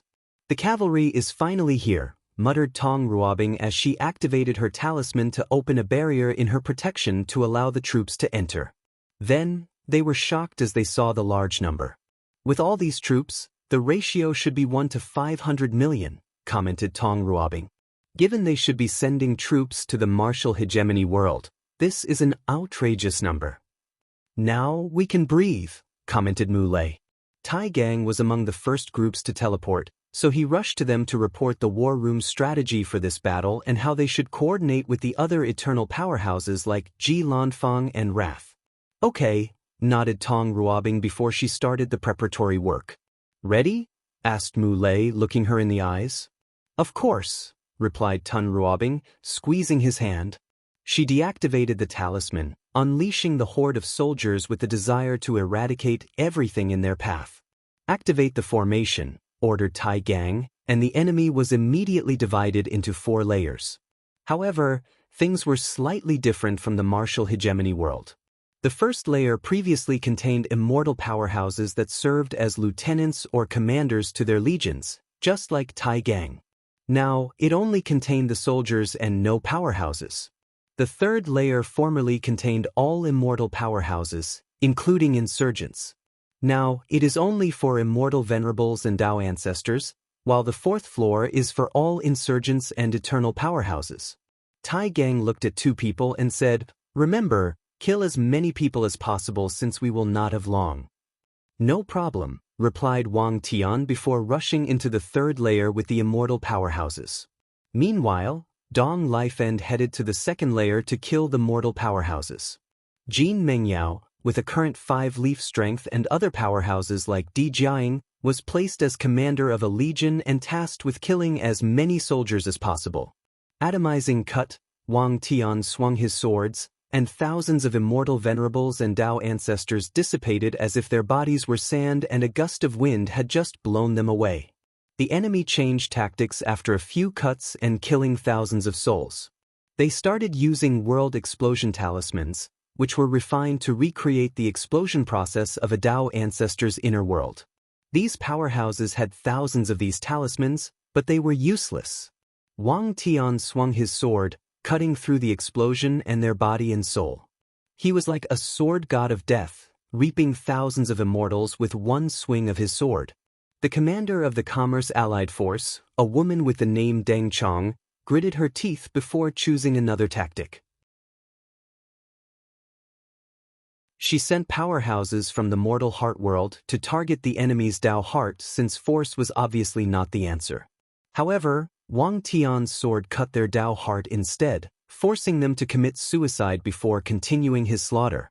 The enemy used the tactic of suddenly increasing their strength to insurgents to catch Wang Tian off guard, but the formation immediately sent them to the fourth layer. Tell these people in the fourth layer to break the formation by force, ordered Deng Chong. The array masters were taking too long for her liking. The third to first layers suffered innumerable casualties in such a brief period, including 2 promising talents with 1 root strength and more than 10 with immortal venerable strength, who died under the hands of that woman named Dong Lifan. Wang Tian just finished killing a group of Dao ancestors that linked hundreds of inner worlds through formation before slicing a group of Beastmasters from Beastmaster World, followed by a group of madmen from the Myriad Armament World that forcefully fused their inner world with an Emperor artifact to give them a boost in stats. Most of them were teleported to the upper layer, while the remaining ones who failed the fusion died under Wang Tian's sword. Wang Tian noticed cracks appearing in his surroundings. Is the formation about to collapse? In that case, let's finish this with a bang. His words began to glow with intense light before slashing. Everyone in the third layer heard the sound of something breaking, but nothing changed in their surroundings. No one died, or no spatial tear materialized. Then, everybody's aura dramatically waned as they lost their motivation to fight in this war. It was like they were forced to come here, and they resented every single second they had to spend in this heaven-forsaken void. Some wise individuals had figured out what Wang Tian had done. He cut their morale. I have never hated these swordsmen as much as I do today. Deng Chong gritted her teeth, forgetting the fact her Dao companion was a swordsman. Hurry up and prepare for the real battle. Wang Tian left the formation before it finally crashed to return to the back. His current strength was temporary since he had not experienced the final fusion with his incarnations. He still wanted to train them individually to the limit before the final fusion. He saw Dong Lifang was also waiting. Done. How was the result? I killed all of them, she replied calmly, and Wang Tian gave her a thumbs up. Although the second layer did not have all the enemy's powerhouses, it was still a significant blow to them after losing so many cultivators. Are you going to continue fighting? He asked. I don't know yet, replied Dong Lifan. Tai Gang recommended that I return home or go to the martial hegemony battlefield to prevent the enemy from targeting me. But I haven't decided. I recommend you go to the other battlefield and help our side from the shadow, cast nightmare curses on the enemy or something to slow them down and give our soldiers a chance to win. Dong Lifan nodded as this was one of the plans she considered. Her hesitation stemmed from wondering if there was a better way to help. Wang Tian said no more as he focused his sight on the battlefield. His worry was not for his wife but for his father, who wanted to test out his new eternal class strength in this war. According to him, this was training for his fight against 9 Sunday. If you find any errors, ads pop up, ads redirect, broken links, non-standard content, etc., please let us know reports so we can fix it as soon as possible.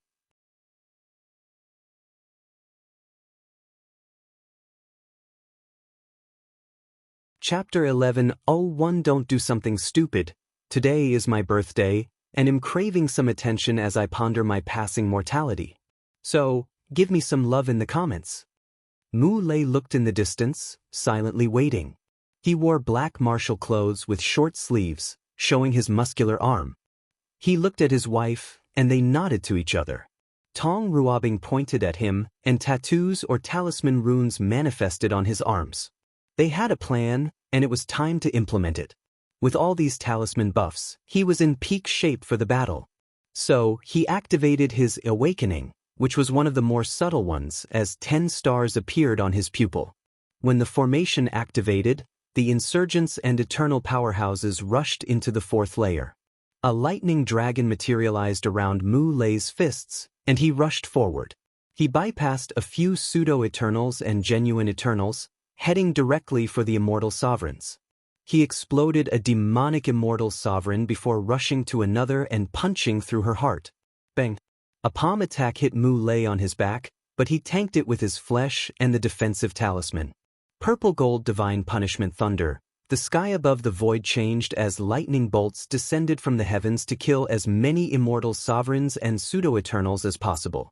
People resisted, and the other Eternals rushed toward him, but Mu Lei and Tong Ruobing ignored them and continued evading and targeting the weaker members.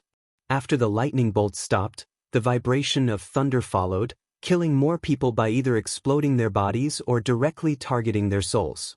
After all, thunder is the nemesis of everything evil and mean in nature. Gravity pull, Mu Lei's star beast body is enough, thus achieving its own gravity rotation and pull. So, he released all its power, pulling countless people toward him. They tried to resist, but the pulling force was truly terrifying. Lightning Dominion.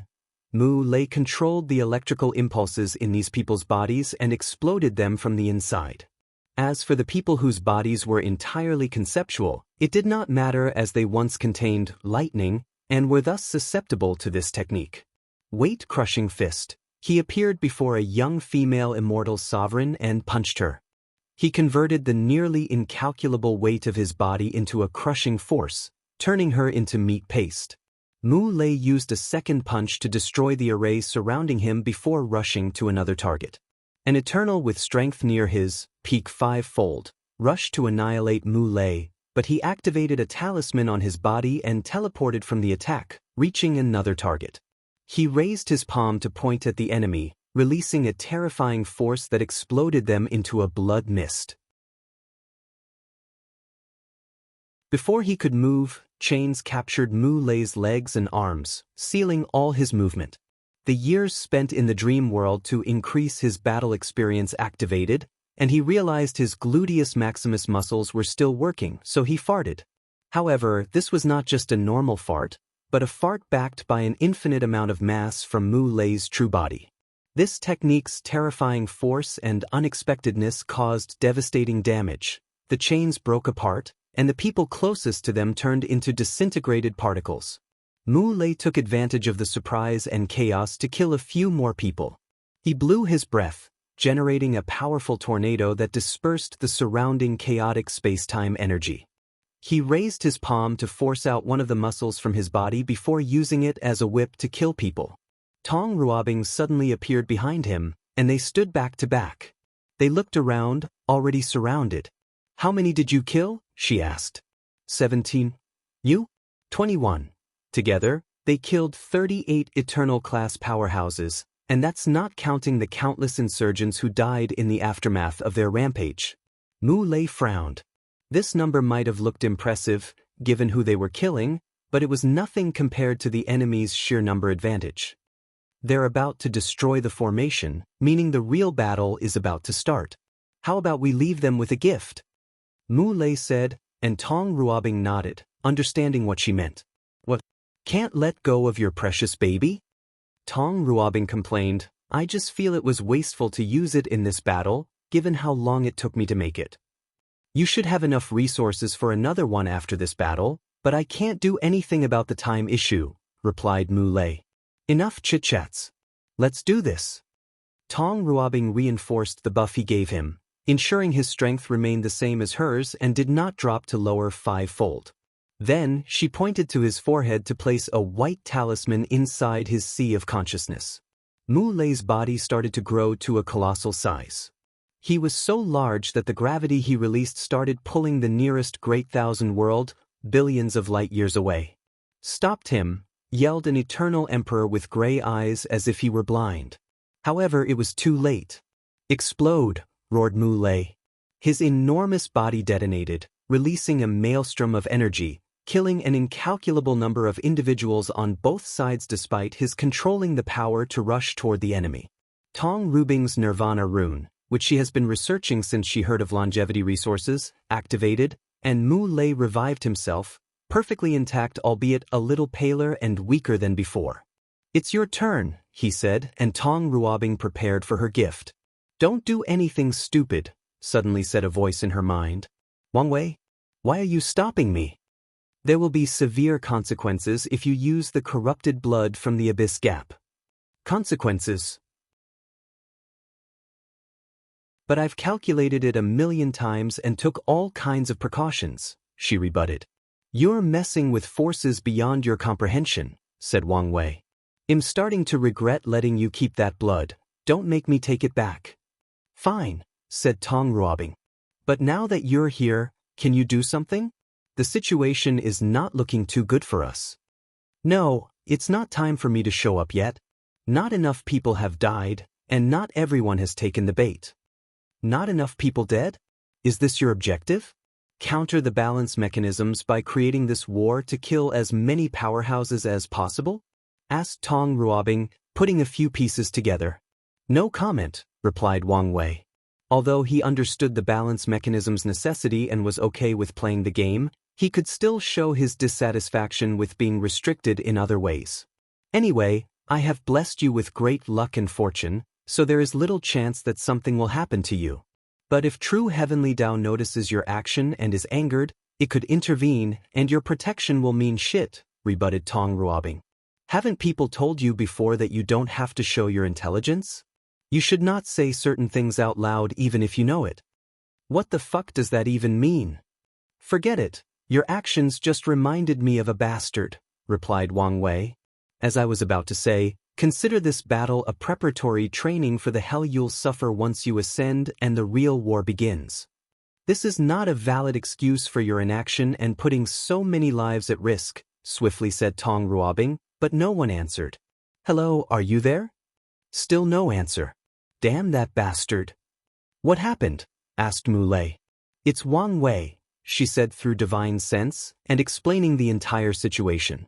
I told you I had a bad feeling about this plan, replied Mu Lei. That blood is dangerous and you should not mess with it. At least wait until we're more powerful to explore. So, you're on his side? Mu Lei's lips twitched. Of course not. As always, you're always correct. Tong Ruobing gave him an annoyed look before exhaling deeply. Maybe you're right. I've been too obsessed. Her competitive nature got the best of her as she thought the drop of blood was the key to surpassing Wang Wei. Now, she realized she may have been on a precipice of a horrifying calamity. I'm glad you can understand, nodded Mu Lei. Many people think his wife is headstrong, cruel, and an opportunist who will do anything for profit and benefit, but he knows that she tends to take things too far, and most of the time, it's not out of malice, especially regarding any form of competition or race. After the little gift, the enemy suffered tremendously, but their forces outnumbered the myriad Emperor world's allied forces. However, the real battle was about to start, as countless emperors showed up, including Yu Yen and a few from the myriad Emperor world, Wrath, Ji Lanfang, Shi Qian, and Shishangyan. The demon-suppressing emperor and the others took their positions in the martial hegemony world. Everyone was surrounded by 3 to 5 eternal powerhouses, who glared at each other while releasing their aura. Ji Lanfang seemed calm compared to everyone, holding a sword in one hand and drinking from a gourd in another. He first saluted his friend's wife with a nod before waving his sword to Wang Tian in the distance. If you find any errors, ads pop up, ads redirect, broken links, non-standard content, etc., please let us know reports so we can fix it as soon as possible.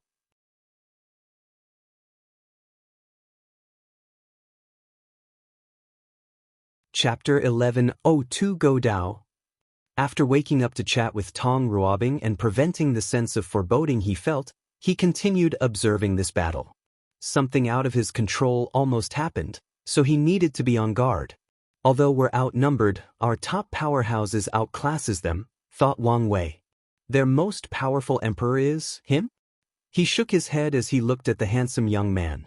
Well, their rematch should be interesting. Wang Wei shifted his focus to something else, and a wide grin appeared on his face. The bait is hooked. His plans are never simple, and they usually knock countless birds with one stone, and one of the targeted birds this time around was the corpse-selling sect. So, he engineered a situation full of death and macabre for these people. He does not believe these people would not be influenced by their founder's weird infatuation with death and corpses. Now that the stage was prepared, he only needed to wait. "I'll definitely find your headquarters this time and remove this annoying cancer," thought Wang Wei before focusing on other aspects of this battle. What's this? He noticed someone bypassing the precautionary measures he placed in the abyss gap to prevent someone from breaking the seal. However, with this war, he had to deploy all his people, thus reducing the former security measures. Is this some kind of cult whose mission is to release the abomination from the gap? Given how he once killed an infected individual in the Myriad Emperor world, this was not impossible.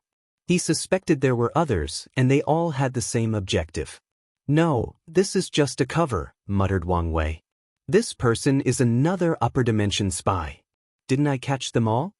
After saying these words, he suddenly remembered a song from his childhood on Earth, distracting him for a second. He shook his head to concentrate. "I may have underestimated these parasites." Many groups were sent to the lower dimension. Parasites group, number one's group, and now he found a third one. And from the looks of it, this group was unknown to the others. He smiled as his plan accidentally lured someone into the bait, and he could not be happier. With a thought, the spy appeared before him, dressed in all black to cover his face. However, as soon as he laid eyes on Wang Wei, his body began to deform as he rapidly liquefied into a green goo. Wang Wei's first instinct was to stop the process, but his danger intuition activated, and he teleported him away instead. "What a terrifying restriction," muttered Wang Wei. He could feel a vicious curse from this person, and if he were hit, he would either die or suffer a fate worse than death. He frowned, thinking about this third group of spies. He wondered whether there were more, and more importantly, how they completely hid from him. The hidden eighth moon, disaster paragon, thought Wang Wei. From my analysis, this man should be an expert at hiding and avoiding danger. However, from his character profile, he should never send a spy as that could compromise his safety. According to his analysis, the disaster paragon epitomizes Gou Dao or Dog Dao. These people refuse direct confrontation, participating in secret realms to compete for treasure or save the damsel in distress. They cultivate peacefully behind closed doors to reach higher realms and avoid catastrophe or major events in the cultivation world like a plague. They are cautious and patient and live by the creed of minimizing risks and danger. They would prefer to spend millions of years in closed cultivation rather than take the danger of a secret realm with a treasure or resources they obviously need. Lastly, their core ideology is to bully people with higher realms. Their mentality is, the enemy is a talented eternal with threefold battle strength, and my cultivation is 65% Grand Dao source, and I can easily defeat them? No, let's wait until we're Empyreans and destroy them with absolute force. So, with Wang Wei's obvious destiny to end the current era of the upper dimension, the disaster paragon's first instinct is to run away and hide, not intervene in the affairs of the lower dimension. Let's put these sneaky people on the watch list, thought Wang Wei before focusing on somebody else. The steward. Primordial demon world. Your Majesty, have you decided? Asked the steward, showing the utmost respect to this monkey, who was dressed in white gold armor and sitting on a golden throne. I want to ally with you and fight in this war. I really do, replied Yidafu, also known as the Heaven-Earth Disaster Emperor. He once wanted to take the name above Heaven Emperor, but his sect convinced him otherwise. According to them, he can keep this name in the lower dimension but not in the eternal ascension world. May I ask what is stopping you? First, I'm still mad I had to pay that bastard to become a heavenly emperor, said Yidafu. You should compensate me or something. I'm afraid this is impossible, as the other members had to follow the same rules, the steward calmly explained. However, the alliance has other benefits to make up for it. And that's when the second problem arose, said the monkey as he picked his nose. Those elders who like to talk a lot said the benefits were not enough for me to participate in a war where it looked like we were on the losing side. But we are not on the losing side, the steward rebutted. You know it's impossible for us to lose with my master around. But he hasn't shown himself, replied the monkey, flickering his bugger to someone on the side of the courtroom. The representative seemed used to this kind of behavior, so he calmly waved his wand to dissipate the bugger. That's because? Little monkey, you know I'm not dead, so why are you playing hard to get? Wang Wei? Were you, bastard? Show yourself. Why do I need to show up? So I can fight you again. I want a revenge match. I don't fight cowards, said Wang Wei with a sneer. Coward? You dare call me a coward? Red veins surfaced on the monkey's neck and eyes. The Yi Dafu I knew was always ready for battle. But the one before me is a coward who is refusing to participate in the biggest war in the lower dimension since the innate acquired war. So no, I won't fight you. Bastard, roared Yi Dafu, shaking the entire primordial demon world. His aura forced 99% of demons to cower in fear. Your Majesty, don't? Shut up, he said, looking at the person who spoke with red eyes. I know he's baiting me. The spoken court minister smiled wryly while lowering his head. If you know someone is baiting you and you actively fall for it, there is no difference if you don't know. Prepare all our troops. We're participating in this war, declared Yi Dafu. And you, bastard Wang, once this is over, I want my rematch. Even though you know you can't win? Doesn't matter. My anger will not be abated without smacking you a few times with my pole. Well, I respect that, chuckled Wang Wei before communicating through divine senses with the steward. All this effort, and he accepted the offer after angering him, sighed the steward. Who knew it would be so easy? You're not giving the monkey his respect.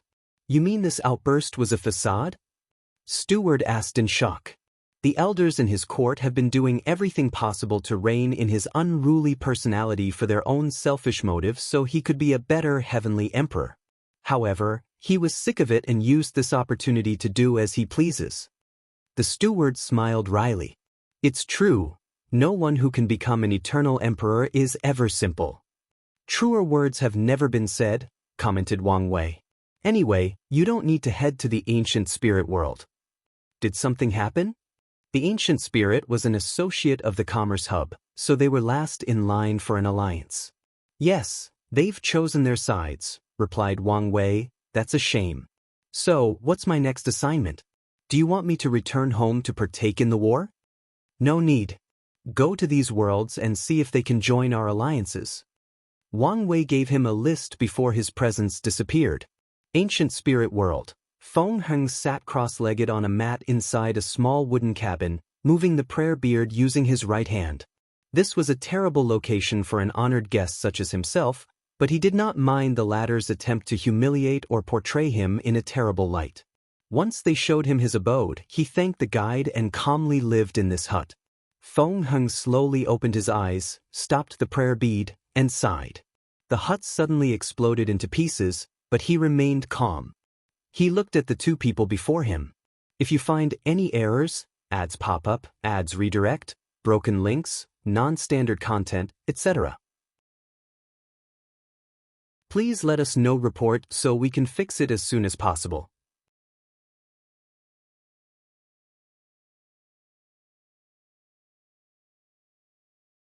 Chapter 1103 Philosophical Clash.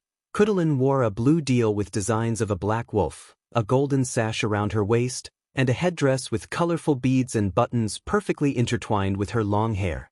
She exuded an aura of beauty, grace, and power. Meanwhile, her brother Taoyui wore red and gold monk robes, had a bald head, and clasped his hands together. He had a more peaceful aura with a well-hidden fierceness. His arm was slightly muscular for a monk, which only accentuated his warrior subaura. Amitba, said Feng Heng, remaining calm after these intruders essentially attacked him. He looked at Taoyui and said, Venerable, is this necessary? We are monks, so why resolve to use violence to solve our issue? I also don't want to use violence, but I don't have a choice, Taoyui replied. We cannot disobey the Commerce's hub orders. You know of the rumors about His Majesty. Do you think something really happened to him? Why did you choose the losing side in this battle? If nothing happens to him, why hasn't he shown up? Because he's playing chess with the entire world, Feng Heng explained calmly. That's why our people are willing to follow him and fight in this war that seems hopeless by all accounts. We know as long as we follow him, we will be the final winner. Unfortunately, we do not have this kind of blind faith. Feng Heng looked at him briefly before shifting his eyes to Khutulun.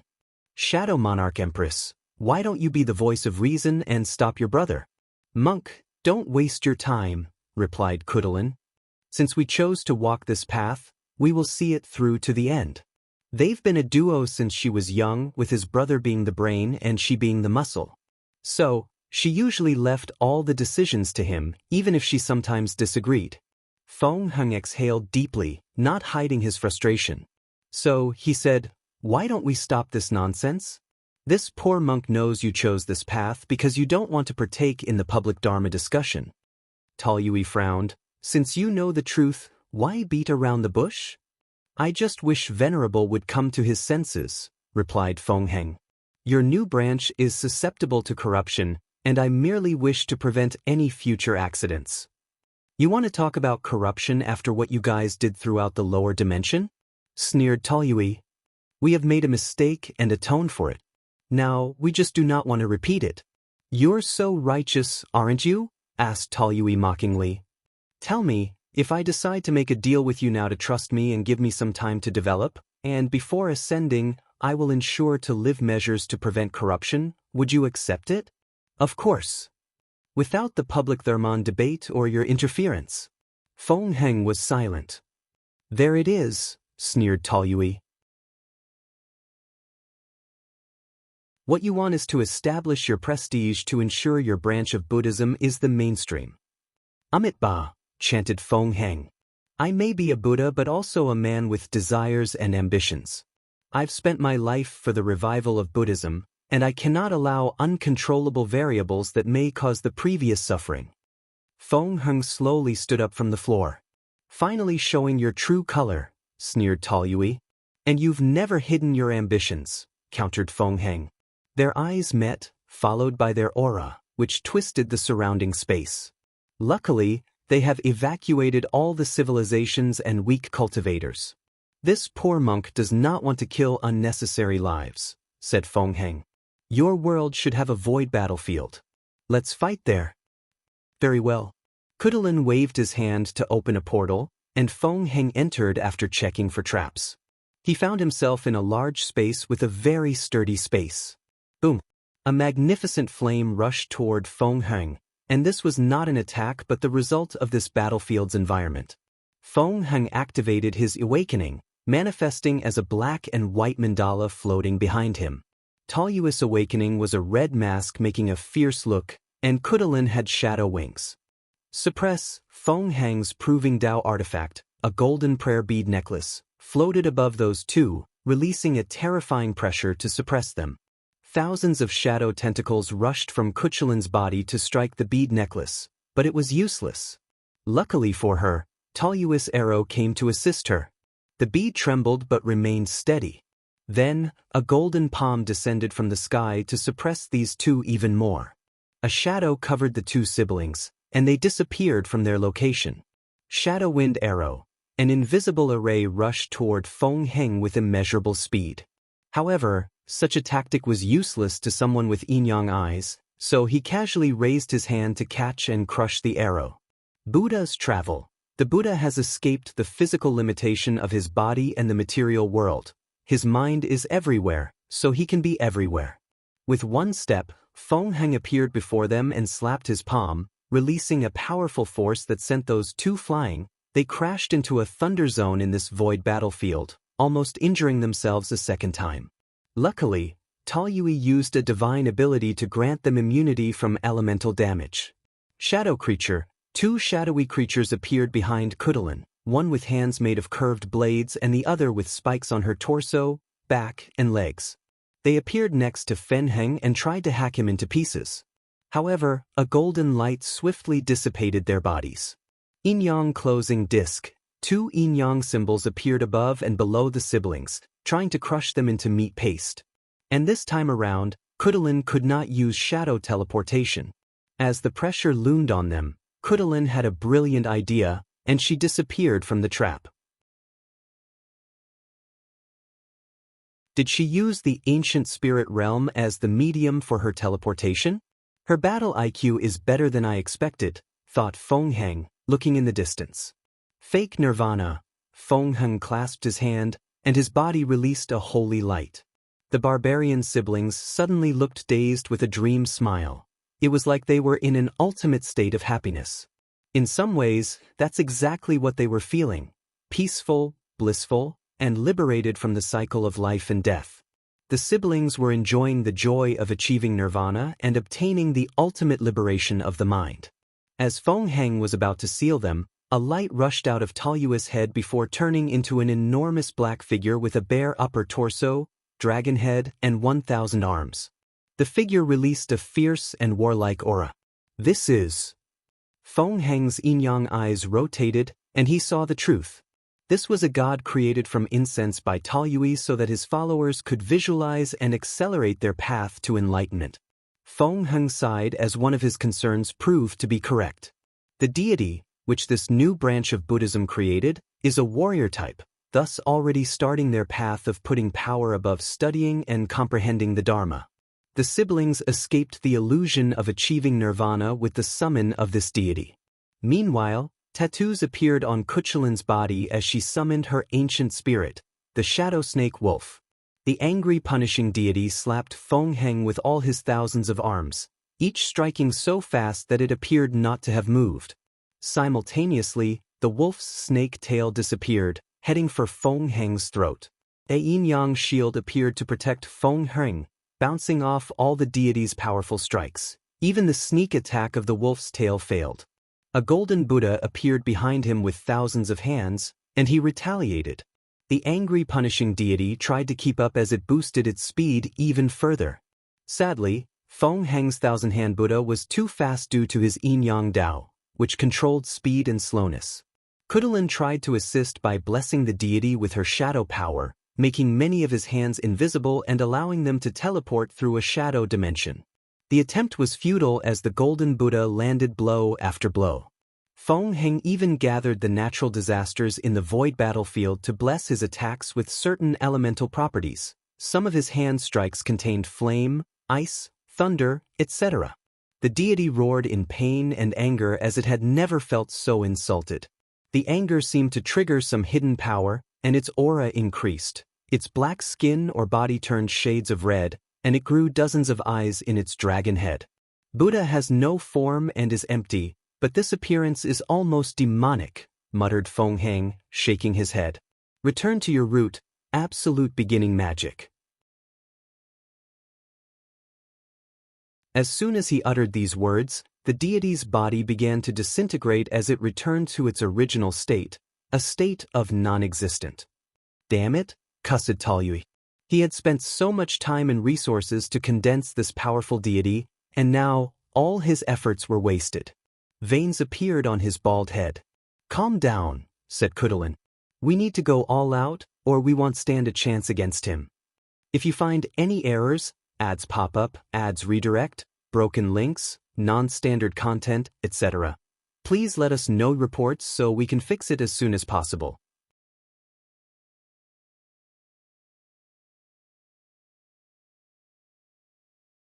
Chapter 11:0 for the Khutuluns.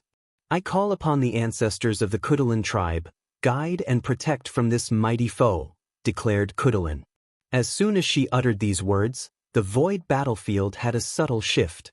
A wind suddenly blows all the disaster around the siblings, bringing a cool atmosphere. 11 people of different sizes and sexes appeared, although they were tall and physically intimidating, some more than others. These summoned barbarians looked at Khutulun, and an elderly one with extreme muscles said, "You're the one who summoned us?" "Yes, tribe leader." "So, you're the 12th? Does that mean the Emperor Curse should activate?" The elderly man turned to Taoyui. "The 13th? And in one generation?" "The lower dimension is experiencing turmoil, so things are complicated," explained Taoyui. "That would explain why you're a monk," nodded the elderly, who was the tribe's first great emperor and the first person to hold the title of Khutulun. I have no issue with you being a monk, but don't use it to shackle the mind of our people. I would never, replied Taoyui. What about your descendants and heirs? I will ensure this never happens. I'll trust you, nodded Khutulun 1 before glancing at Feng Heng. You call us to deal with a mighty foe, so let's concentrate on the task at hand. He frowned as he realized the severity of this situation. Their enemy had reached the lower end of the five-fold battle realm, while his two descendants only had peak three-fold, Khutulun, and middle three-fold. This won't be easy, he said to the others. Meanwhile, Feng Heng was observing everybody. Are those the former emperors of the Khutulun tribe summoned as ancient spirits? Given how the power system of this world worked, it made sense for them to do this. Feng Heng decided to go all out for this battle and end it as soon as possible. A golden figure appeared above him before fusing with his body, turning him into a golden monk. Was that a golden body of merit? Asked Khutulun 4, a woman dressed in animal pelts with a dead lion coat hanging above her shoulder. She was beautiful with a natural, wild, and fierce aura. It does look like it, but the aura is different, added Khutulun 4, a man 3 meters tall who wore armor covering his wrists, fists, and boots but bared his torso. It's not a real golden body of merit, said Khutulun 3, the first eternal emperor of the Khutulun tribe. He was tall but skinny, but no one would underestimate him because of his stature. That's because he was born with divine strength. At age 3, he killed an ordinary bear with one punch, and at age 9, he killed a Tier 1 demonic beast without even cultivating. What is it then? I don't know, I just know my intuition tells me it's not the real thing. He summoned it from the future, said Khutulun 5, a tall woman with all black deal and a headdress that made her look like it was 2 snakes frozen on both sides of her shoulder. However, her most eye-catching feature was her heterochromatic eyes, gold and silver. She was a legend in the tribe because she was a pseudo-emperor and because she once ripped those eyes from a silver-gold tiger, an innate creature, during an outing in a secret dimension from the old era. The future? He has the potential to condense a body of merit but hasn't gathered enough merit, so he used a time-based spell to summon it from the future, or a potential future. The enemy might be more troublesome than we anticipated, said Khutulun 2, a middle-aged man in a loose, bland black robe who concealed his powerful physique. He appeared to intentionally reduce his aura and presence. Ancestors, you were known for your wisdom. Do you have a plan? Asked Khutulun, who became number 12. I do, replied number 2. Before I reveal, am I to understand you know many divine abilities? Yes, nodded Tolly. Can you? No problem. Then here is the plan, said Khutulun 2. After this quick exchange, everyone prepared for this battle. Khutulun 8, the only member of the group who practiced a professional Dao, blessed everyone with divine runes, talismans. Then, Khutulun 1 and 4 rushed toward Feng Heng. The tribe's founder practiced power Dao, so his fighting style was direct and aboveboard. He punched his opponent with the force of 1,000,000 great thousand worlds, exploding simultaneously. Bang, bang, bang. The attack did nothing to Feng Heng as a golden light around his body blocked all these attacks. Even when number 3, who cultivated weapon Dao, summoned 2 massive hammers and joined on the offensive. Feng Heng punched the elderly man in the face and kicked number 4 in the stomach, sending them flying away. Then, 2 flying and invisible arrows appeared out of nowhere, hitting vital parts. Feng Heng frowned despite not being injured. Looking at the source, he saw Taoyui, with Khutulun 9 and 10, each holding a bow and arrow. However, this was his focus as he turned to look at Khutulun 8 and 5.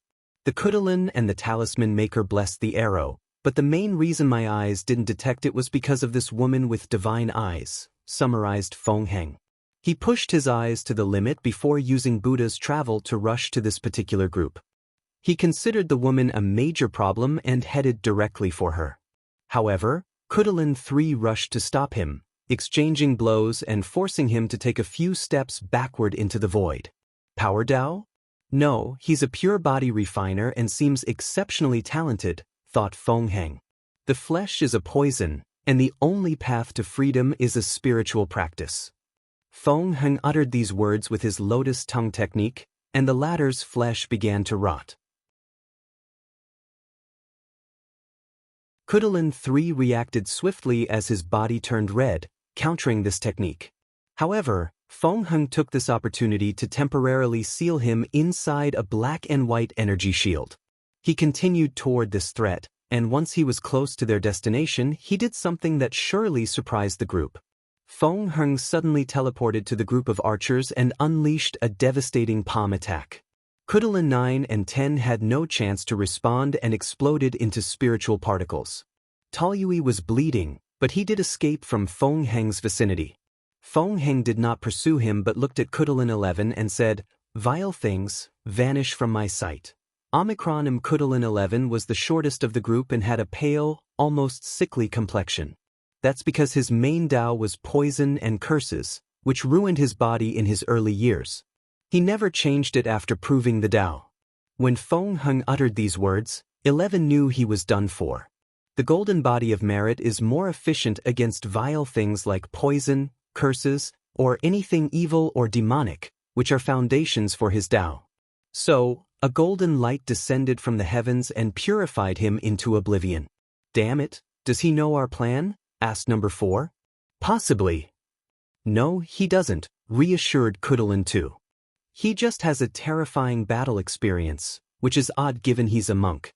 However, his aura is more ancient than normal, so that might be the cause." Khutulun knew of the dream world and its effects, but she also knew this was not the time for this kind of conversation. What's next? The plan remains the same. Just be more careful. Khutulun 1, 3, and 4 became the vanguard. Khutulun fused with her wolf, boosting her strength, before turning invisible, and Khutulun 5's eyes glowed and released golden chains to provide support. Feng Heng frowned as he sensed danger. "Her chains are targeting my weak points," he thought before evading. The other heavy powerhouses followed him closely, not leaving a chance to breathe and react.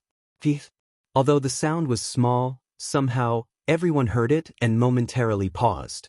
As they checked with their divine sense, they saw another Feng Heng appearing behind Khutulun 2 and plunging his hands on his chest.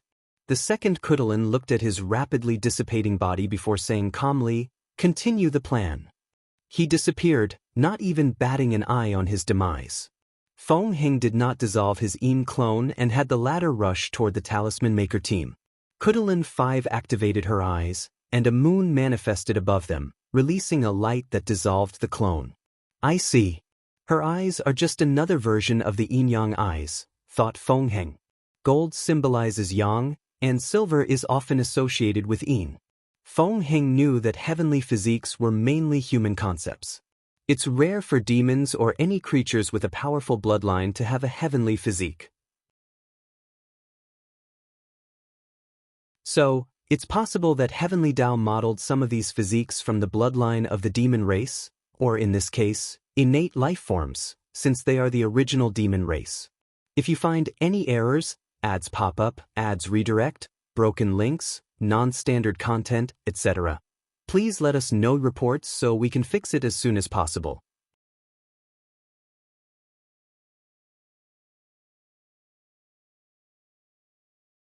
Chapter 1105 True Buddhism. Feng Heng remained calm before manifesting black and white chains to counter Khutulun 5's while also dealing blow-to-blow with numbers 1, 3, and 4. Khutulun 7, the woman with the lion pelt, stood in the distance, roaring at him, thus releasing a powerful shockwave attack. In-world strike. While Feng Heng was dealing with more than 4 opponents, he had already used a secret attack and just waited. Then, 2 black spears appeared out of nowhere. One impaled Khutulun 7, and the other attacked the Talisman Maker. Khutulun 7 practiced Beast Dao and had an abnormal beast-like instinct, but it was too late for her to react. Like every emperor in the myriad emperor world, Feng Heng studied all the battles from this generation's heaven will. So, he once noticed one of Wang Just techniques where she entered a 2-dimensional space. Intrigued, he created his own version by entering the Yin dimension or the Yin world, a place outside the material world where Yin and Yang are not balanced. On the contrary, only Yin exists. He sent his attacks on that world to sneak attack his opponent. Feng Heng calmly watched the result of his actions. Number 7 died with a shocked expression, while number 8, the talisman maker, only injured her shoulder as number 6's eyes detected something at the last minute to save her. Swish! Khutulun 12 appeared out of nowhere and stabbed Feng Heng in the back. However, her dagger could not penetrate his golden body protection. However, she seemed rather calm by this fact. As Feng Heng was about to take action, he sensed something attacking his soul. As expected, Khutulun's attack was from the shadow of his soul. However, this technique was useless to him, as he had seen it during her fight against Su Shi during the Gu Xian trial. He would not fall for something he was already aware of. Feng Heng slightly underestimated Khutulun 12. After so many years, how would her technique not evolve? The shadow of the soul was just the beginning, as her attack also contained the Buddhist shadow. However, it was not the ordinary shadow that a human figure created. No, it was deeper than this. Her technique involved the idea that even the atoms in a body have their own shadow, and she controlled them to attack her enemy from the inside. He targeted their essence. Such a brilliant move, and Feng Heng's mistake should have been the opportunity to wound her opponent severely. Sadly, Khutulun 12 or anyone in this battle underestimated the defense of a golden body of merit, even the future possibility one, and of the lowest levels. The golden light around Feng Heng's body appeared on every atom of his body to protect him. "Do it now," said Khutulun 12, whose attack failed. She ordered the others who had already surrounded Feng Heng to move, and they all activated the talismans secretly sealed inside their bodies. The talisman formed a magic circle above Feng Heng, sealing all his movements. "Brother," yelled Khutulun 12, and Taoyui braved into action. World sin corruption. He used a divine ability to summon all the sins or negative karma of the ancient spirit world and forcefully imbue them into the enemy's body. The plan was to corrupt Feng Heng, thus destroying his golden body of merit. The corruption should also be enough to ruin his body and soul, leading to his defeat in this battle. This plan is stupid. "I'm a monk, so purifying sins is second nature to me," he commented, calmly looking at the group as his body contained dark and red grievances. "I'm not stupid, so would I know such a simple and obvious fact?" sneered Taoyui. "However, even you cannot bear the sins of an entire heaven will that has existed for countless yuan epochs. You have underestimated what I suffered before I succeeded in reviving Buddhism," Feng Heng said calmly. "Run away," yelled Khutulun 5, but it was too late. Golden Karma Lotus Flame. A golden flame enveloped Feng Heng, purifying all the sins. The flame spread, instantly killing Khutulun 1 and 4 and severely injuring number 3. "Omicron, no, this can't be," said Taoyui, refusing to accept that someone could survive such terrible karmic sins, let alone purify them. Khutulun 4 suggested, "We must do something, or we will lose this battle once he finishes." "I have a plan," said Khutulun 12. "We forced all the hidden Emperor Dao imprints from the spirit realm into his body, forcing them to confront each other." Everyone frowned. Khutulun 5 said, "The spirit realm contained many ancient secrets. Do you think it's wise to mess with these people?" "I agree with her. Doing such a thing could have repercussions on the world and the tribe," added Khutulun 3. "But if we don't do anything, we know for a fact the tribe won't survive," added Taoyui, taking his sister's side. "This plan can deal with the enemy while also helping the world get rid of these scourges, hiding themselves and waiting for the perfect opportunity to revive and cause chaos," persuaded Khutulun 12. "As for the consequences? We will deal with them then." Khutulun 3 sighed. "You're this generation's leader. We're only spirits left to support you. Since that's your decision, I will help you." The others looked at each other before agreeing. They immediately accessed the spirit realm and searched for hidden imprints before forcing them into Feng Heng's body. The imprints resisted, but there were only imprints, and only a few could use a full attack from their prime, so their resistance was futile. The team's greatest trouble was finding these hidden marks from the normal spirits.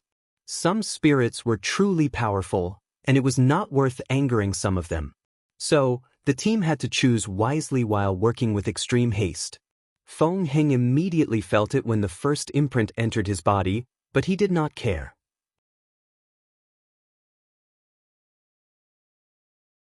He had absolute faith in his purification ability and used his Dao imprint to fight off these imprints. Feng Heng considered this fight a will-tempering experience. The battlefield shook lightly, and the sins stopped pouring. The team discovered their plan had failed, and continuing was useless. Taoyui looked at Feng Heng with gritted teeth. Khutulun 12 was silent, and the remaining spirits sighed. Meanwhile, Feng Heng was looking at a white crystal floating before him, releasing white light. A physical manifestation of very condensed and purified positive karma? Interesting, thought Feng Heng as he observed the crystal. This should be very beneficial for my body training. He put away the crystal before looking at the survivors. Do you want to continue this pointless fighting? We're not given up because you have the advantage, replied Taoyui. The battle does not end until we are all dead, added Khutulun 12. Amitba, sighed Feng Heng before going on the offensive. The result was as expected. He slaughtered the injured number 3 and swiftly eliminated the talisman maker, number 8. Sealed number 5 with the intent to fuse this spirit with her yin-yang eyes, and captured Khutulun 12 and her brother. What do you want with us? Asked Taoyui. You know what I want. I will never help you, declared Taoyui. I'm even prepared to watch you slaughter all my believers and people. I won't help you even if it's the only thing to save my life. I know that's your hurt pride that's speaking, Feng Heng said calmly. Once you calm down, we will discuss with a more rational mind. Taoyui looked at him fiercely. Men have committed worse acts while acting on pride. So, as I said, you can kill everyone. Isn't that what you wanted? The rise of Buddhism but curated through your wants and desires? Feng Heng did not immediately say anything. Instead, he looked in the distance with a peaceful aura.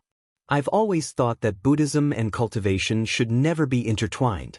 The power we acquire always interferes with our practice. We get entangled in the cultivation world's desires for benefits and power. We care too much about our ideology's prosperity instead of focusing on our spiritual practice and helping as many people as possible. If we do not have power, others will oppress and even persecute us, rebutted Taoyui. Yes, that is the excuse used to justify why we need power, said Feng Heng calmly. But is that true?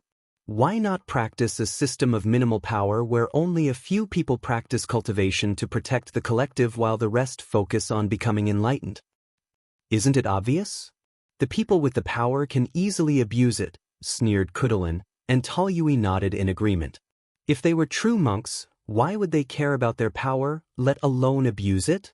The two became quiet. Those chosen guardian monks should know why they have this power and what their duty is. Their position should be temporary before another group takes over. Then, they will abandon their cultivation to focus on their practice. Your idea sounds good on paper, but there are too many flaws upon closer look. What? Like lifespan? How are we supposed to achieve enlightenment without the long lifespan of cultivation? You have no idea how much mortals can achieve in their short, limited time, replied Feng Heng, shaking his head. Moreover, you failed to see my point. We could use cultivation to increase our lifespan and help us with our practice. We just won't use them for power and strength. Furthermore, true enlightenment is about cultivating the self and the mind. We don't need to focus on the laws of heaven and earth. We should focus more on the inner self. Cultivate from the inside out, instead of from the outside in. If you find any errors, ads pop up, ads redirect, broken links, non-standard content, etc., please let us know reports so we can fix it as soon as possible.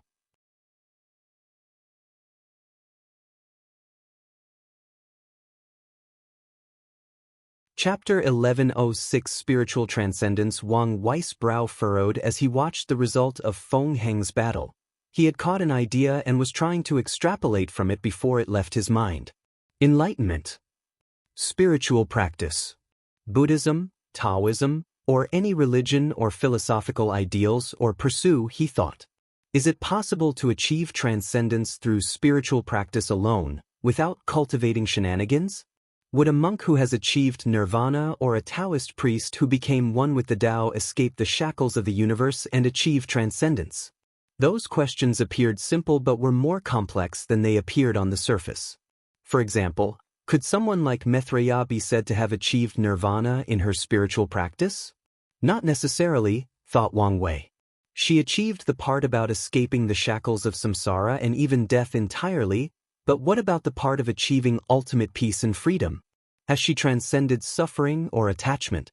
It's obvious that her state of mind has come close to these ideals, but she is still tethered by the state of Buddhism as a religion and the intricate relationship of the cultivation world, which often involves endless struggle, death, and suffering. I could argue her achievement of nirvana is flawed, and she needs the cultivation aspect of Buddhism to make up for it. Many thoughts flashed in Wang Wei's mind. Fengheng might be right. The true path of Buddhism and Taoism in the cultivation world might be to use cultivation as secondary to spiritual practice. They use their longevity to pursue their spiritual practice, and the end zone of this path might be transcendence. Wang Wei had many more thoughts. For example, Buddhism's spiritual practice seemed linked to mind or soul Dao, but that was untrue. If their main focus is to practice from inward instead of starting from outward, spiritual practice might be similar to the true power Dao realm, where there is no need to understand any law or Dao but purely focus on the mind to reach height on par with any cultivators. In other words, their practice is a path of power and transcendence that is not very much affected by foreign aid or grand Dao, just like body refining. Their situation might be even better as grand Dao has not interfered with the spiritual practice path, as it did with body refining path, deduced Wang Wei, who suddenly paused, unless it did and I just did not know about it. He considered the possibility that most monks and Taoist priests in the chaos universes followed the same path as Maitreya and Supreme Unity instead of Fengheng because of Grand Dao scheme. It's also possible that Grand Dao has also regulated the spiritual practice path, just like the flesh tribulations of the true power Dao realm, analyzed Wang Wei. Regardless if this is true, Fengheng might have unknowingly begun his journey toward transcendence with these thoughts, but he doesn't know it yet, concluded Wang Wei. He smirked. I should tell him to see how things go. He wanted to summon Fengheng to talk immediately but stopped himself. It might be best to be prudent. Fengheng had these thoughts but has not acted on them. He must also consider the ramifications of revealing such information, as it could trigger Grand Dao or some other entity's gaze. The best option is to wait until I've determined whether Maitreya is trustworthy, run this idea by her, and then tell Fengheng. After all, I am a novice in Buddhism, and my idea might just be nonsense. Wang Wei calmed down, deciding not to rush. Then, another thought flashed in his mind. Assuming my thoughts are correct, what would happen to Gautama, the creator of Buddhism, who achieved true nirvana without cultivation on earth? Not just him, but any monks who succeeded in a place like the prehistoric world? Any normal thing becomes complicated once it occurs in the prehistoric world because of their strange relationship with the rest of the chaos universe and Grand Dao. Wang Wei shook his head as he had too little information to make any decent theories or conjectures. It might be a good idea to be more involved in Buddhism, study and learn from it, he muttered. The Buddhist path of spiritual practice did not suit him in achieving transcendence. The idea of following one doctrine or school of thought ran counter to his way of life and goal. However, Buddhism does wish to achieve freedom, just not in the same way as him. As such, he could learn from them to help with his goals and ambitions. So, Wang Wei decided to take his title of Honorary Buddha more seriously. Of course, he will also study Taoism and other religions and practices to learn from all of them. Star Beast World Community. As soon as the battle started, everyone had an opponent. Ji Lanfang calmly looked at the 5 people before him, 2 Eternals and 3 Pseudos. He sipped his wine one last time before putting it away. Glancing at these people, he noticed something. They've all been blessed with talismans to increase their reflexes and defense. Were they created to counter my speed? What do I call you? Asked Ji Lanfang. Void Mirror Emperor. Red Bolt Emperor. Blue Streak Emperor. Mountain Fist Emperor. Iron Skin Emperor. So, 1 for instant movement, one for distant attack, one for speed, one for close combat, and one for defense, thought Ji Lanfang, realizing that whoever chose these individuals as his opponent did so thoughtfully. He wondered whether everyone in Wang Wei's alliance was similar. Given the Commerce Hub's information-gathering ability, it should be expected, Ji Lanfang. The hub was probably preparing for this attack for a while, given how fast they mobilized their troops after Wang Wei's supposed disappearance. "Well, we know who you are," said Void Mirror, a young man with eyes that resembled glasses. Despite his humanoid appearance, he was a spirit race, a mirror who gained sentience, to be specific. That's why he can use such Dao as space despite it being an outlaw in his world. "I know, but I did not want to appear arrogant," replied Ji Lanfang casually. "Who knew swordsmen could be funny?" said Iron Skin. "That's right. You guys are usually fucking your swords or preparing them to be fucked," added Blue Streak, making the others, except Void Mirror, laugh or chuckle. Ji Lanfang's lips twitched. "Just so you know, you'll be the first to die because of those words." "You think I'm scared of you?" "Enough with this nonsense," said VOD Mirror, the obvious leader. "We came here for a task, not to chit-chat. Remember the plan and execute it like your life depended on it." They nodded before Blue Streak rushed forward. He lived up to his name, leaving a blue streak in his path and moving with unmatched speed toward his opponent. Blue Streak's cruel smile made his small, beady eyes even tinier as if he had closed them. All he thought about was how much he would play with his opponent before finishing him. "Why am I looking at my own body?" thought the Blue Streak Emperor. "No, that can't be my body since it's missing a head." Then, something dawned on him. "Impossible. I have a top-tier Speed Emperor talisman that perfectly fits my Speed Dao. How could someone be faster than me?" He tested it, and his speed reached an unbelievable level, so how could he die so quickly? And without even realizing he was cut? Those thoughts became Blue Streak's last one as his soul dissipated between heaven and earth. "Damn it," cursed the Void Mirror Emperor. The Commerce Hub specifically granted him a pair of heavenly eyes so he could one day deal with Ji Lanfang. However, even with their powers, he barely saw that sword, let alone react to save Blue Streak. "Use your passive domain ability," ordered Void Mirror. "It's pointless," said Ji Lanfang in a calm voice that seemed passive-aggressive. However, he was just telling the truth. Unless these people were close to him in strength, had a unique Dao, and knew how to utilize it, this technique was useless to him. "Damn you bastard," roared Iron Skin.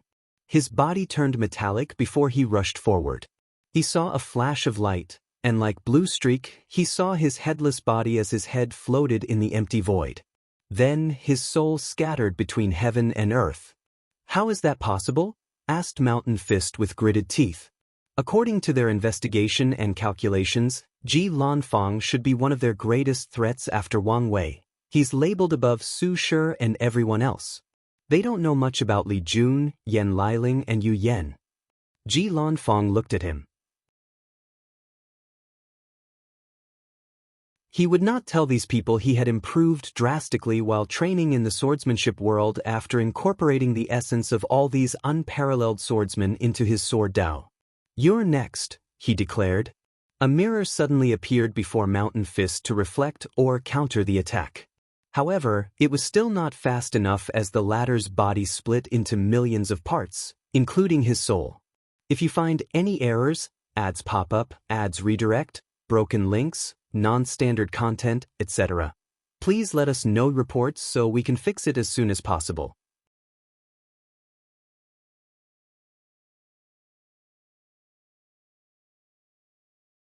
Chapter 1107 Brainwashed. The Red Bolt Emperor, a middle-aged man with a fierce face and dark red spiky hair, changed his surroundings, turning them into a domain full of his red bolt, a combination of lightning and disassembling Dao. Ji Lanfang found himself in a strange space. An unknown force constantly tried dismantling him into his fundamental parts, atoms. His soul resisted the urge to return to the natural energy between heaven and earth. He swung his sword to cut off the void, but that force dismantled his speed into countless slower slashes, thus achieving the feat of decreasing his speed. Swish! A bolt of red lightning rushed toward Ji Lanfang, and he countered it with a fast sword slash. However, he missed since he was not fast enough, and his body had to move independently to evade. This technique divided his speed, which could be considered one of his counters. Red bolt fired or lightning bolts rushed toward him when he saw the first test was successful. However, Ji Lanfang raised his speed, barely managing to block these attacks. The Void Mirror Emperor, observing from the side, raised his hand to fire a blue light into his partner's body. Red bolt's aura suddenly increased along with his power. The dismantling aspect of his Dao became more efficient, further dividing Ji Lanfang's speed, and his lightning bolt's speed drastically increased. Sword stacking skill, hundreds of afterimages appeared behind Ji Lanfang, each swinging their swords before fusing with his body. Then, with one slash, he cut off thousands of lightning bolts. By stocking countless sword slashes, his speed reaches another level. After realizing this change, the Red Bolt Emperor's face changed, so he went all out. In his domain, every subatomic particle was a red bolt traveling at speed countless times faster than light.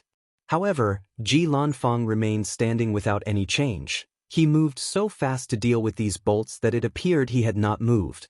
The Void Mirror Emperor raised his hand to send another blue light into his body, further boosting his stats, but it was useless. Ji Lanfang took one step to appear before his opponent and slash his sword. A mirror blocked his attack, even trying to rebound it. However, his method of stacking attacks allowed him to slash through it. Red Bolt took this opportunity to summon pure white armor. Clink. Ji Lanfang's sword hit his opponent with no result. An entire armor composed of infinitum? Asked Ji Lanfang, not hiding his surprise. The Commerce Hub is truly rich beyond comparison. Infinitum is considered the hardest Tier 10 metal, even having the indestructible label in its tier. This kind of resource is considered rare even in the upper dimension, yet these people had enough to make an entire suit of armor. We've been preparing for this war for a long time, and will do anything to eliminate all of you who dare to resist our power, Red Bolt sneered. A staunch loyalist, huh? Said Ji Lanfang calmly. Why didn't you have such vigor when Wang Wei was here? Does that even matter? He's gone, and we're the final winner. We can even write history as we see fit, Red Bolt countered. Ji Lanfang shook his head. Did I say something wrong?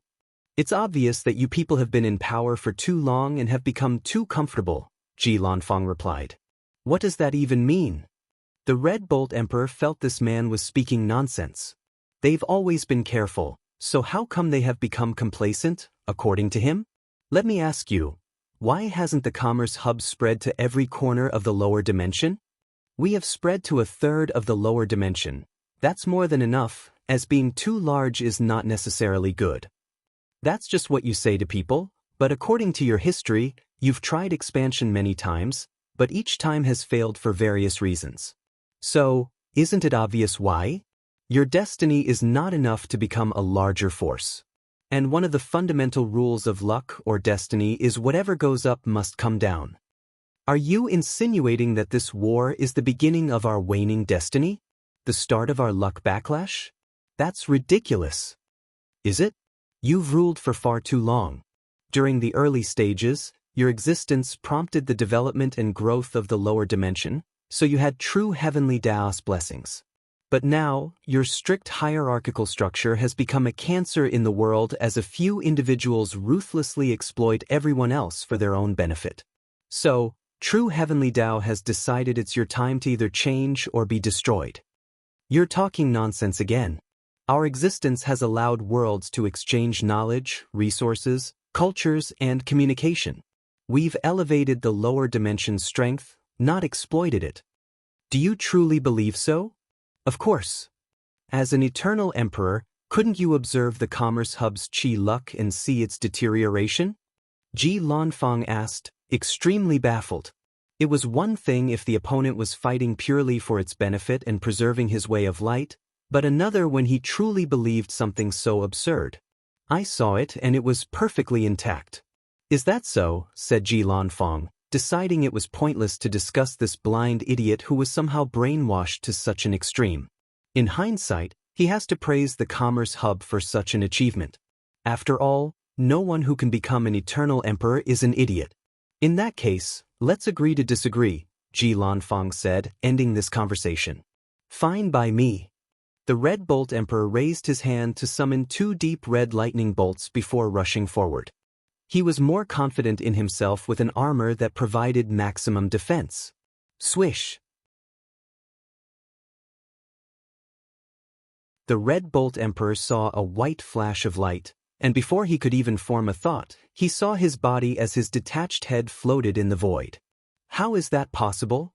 My friend's Dao is all about cutting, so I learned a few things from him, Ji Lanfang explained before turning to the Mirror Void Emperor. You've been concocting a plan for a while now. What is it? You'll soon find out. A mirror appeared before the Void Mirror Emperor, and a clone walked out from the mirror, looking exactly like the original. Then, a blue light flashed around both of their bodies. I was right. The Commerce Hub gave him a unique chi with the power to boost stats and abilities, Ji Lanfang thought before going on the offensive. His sword moved as if the concepts of matter, energy, gravity, friction, space, and time had no restraint on it. Usually, this is where the enemy is either slayed or they found a way to block, and this time, it was the latter with a twist. As Ji Lanfang's sword reached one of the clones, his sword began to slow down until it was moving slower than a turtle. Time deceleration? No, this is something different, he thought, his mind working on overdrive. His Dao is a combination of space and mirror. Mirror, inversion. She inverted my speed, turning into slowness. While one Void Mirror Emperor temporarily restricted Ji Lanfang, the other rushed to attack. It had 2 spikes in his hand that were made from shards or of a collapsed dimension, resembling weapons composed of mirrors. As the second Mirror Emperor attacked, a sword emerged from Ji Lanfang's flesh. He blocked the space shard weapon, baffling the Void Mirror Emperor.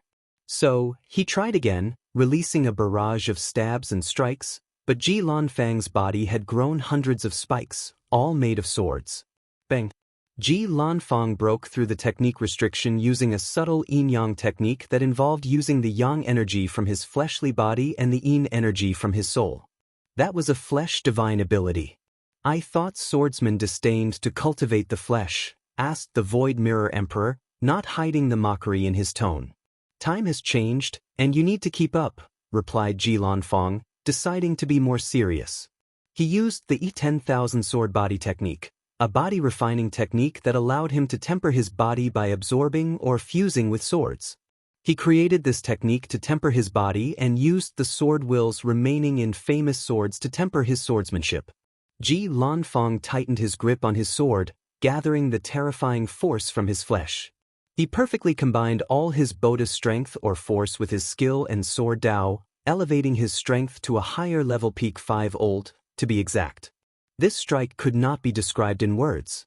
Did it ignore the concepts of space, time, matter, energy, and other concepts? No, it did not just do that. Instead, it used these concepts to further boost the attack's speed, entering a realm that cannot be easily described in words. The truly scary thing is that this was not even Ji Lanfang's limit. He could swing his sword even faster. If you find any errors, ads pop up, ads redirect, broken links, non-standard content, etc., please let us know reports so we can fix it as soon as possible. You're tuning in to the Passion Pages YouTube channel. We're so grateful for your support, and don't forget to subscribe to join us on this incredible journey through captivating stories. Your generosity through donations truly makes a world of difference, as it's the primary source of revenue that allows me to expand and enhance this channel for you. Thank you from the bottom of my heart for being a part of this adventure.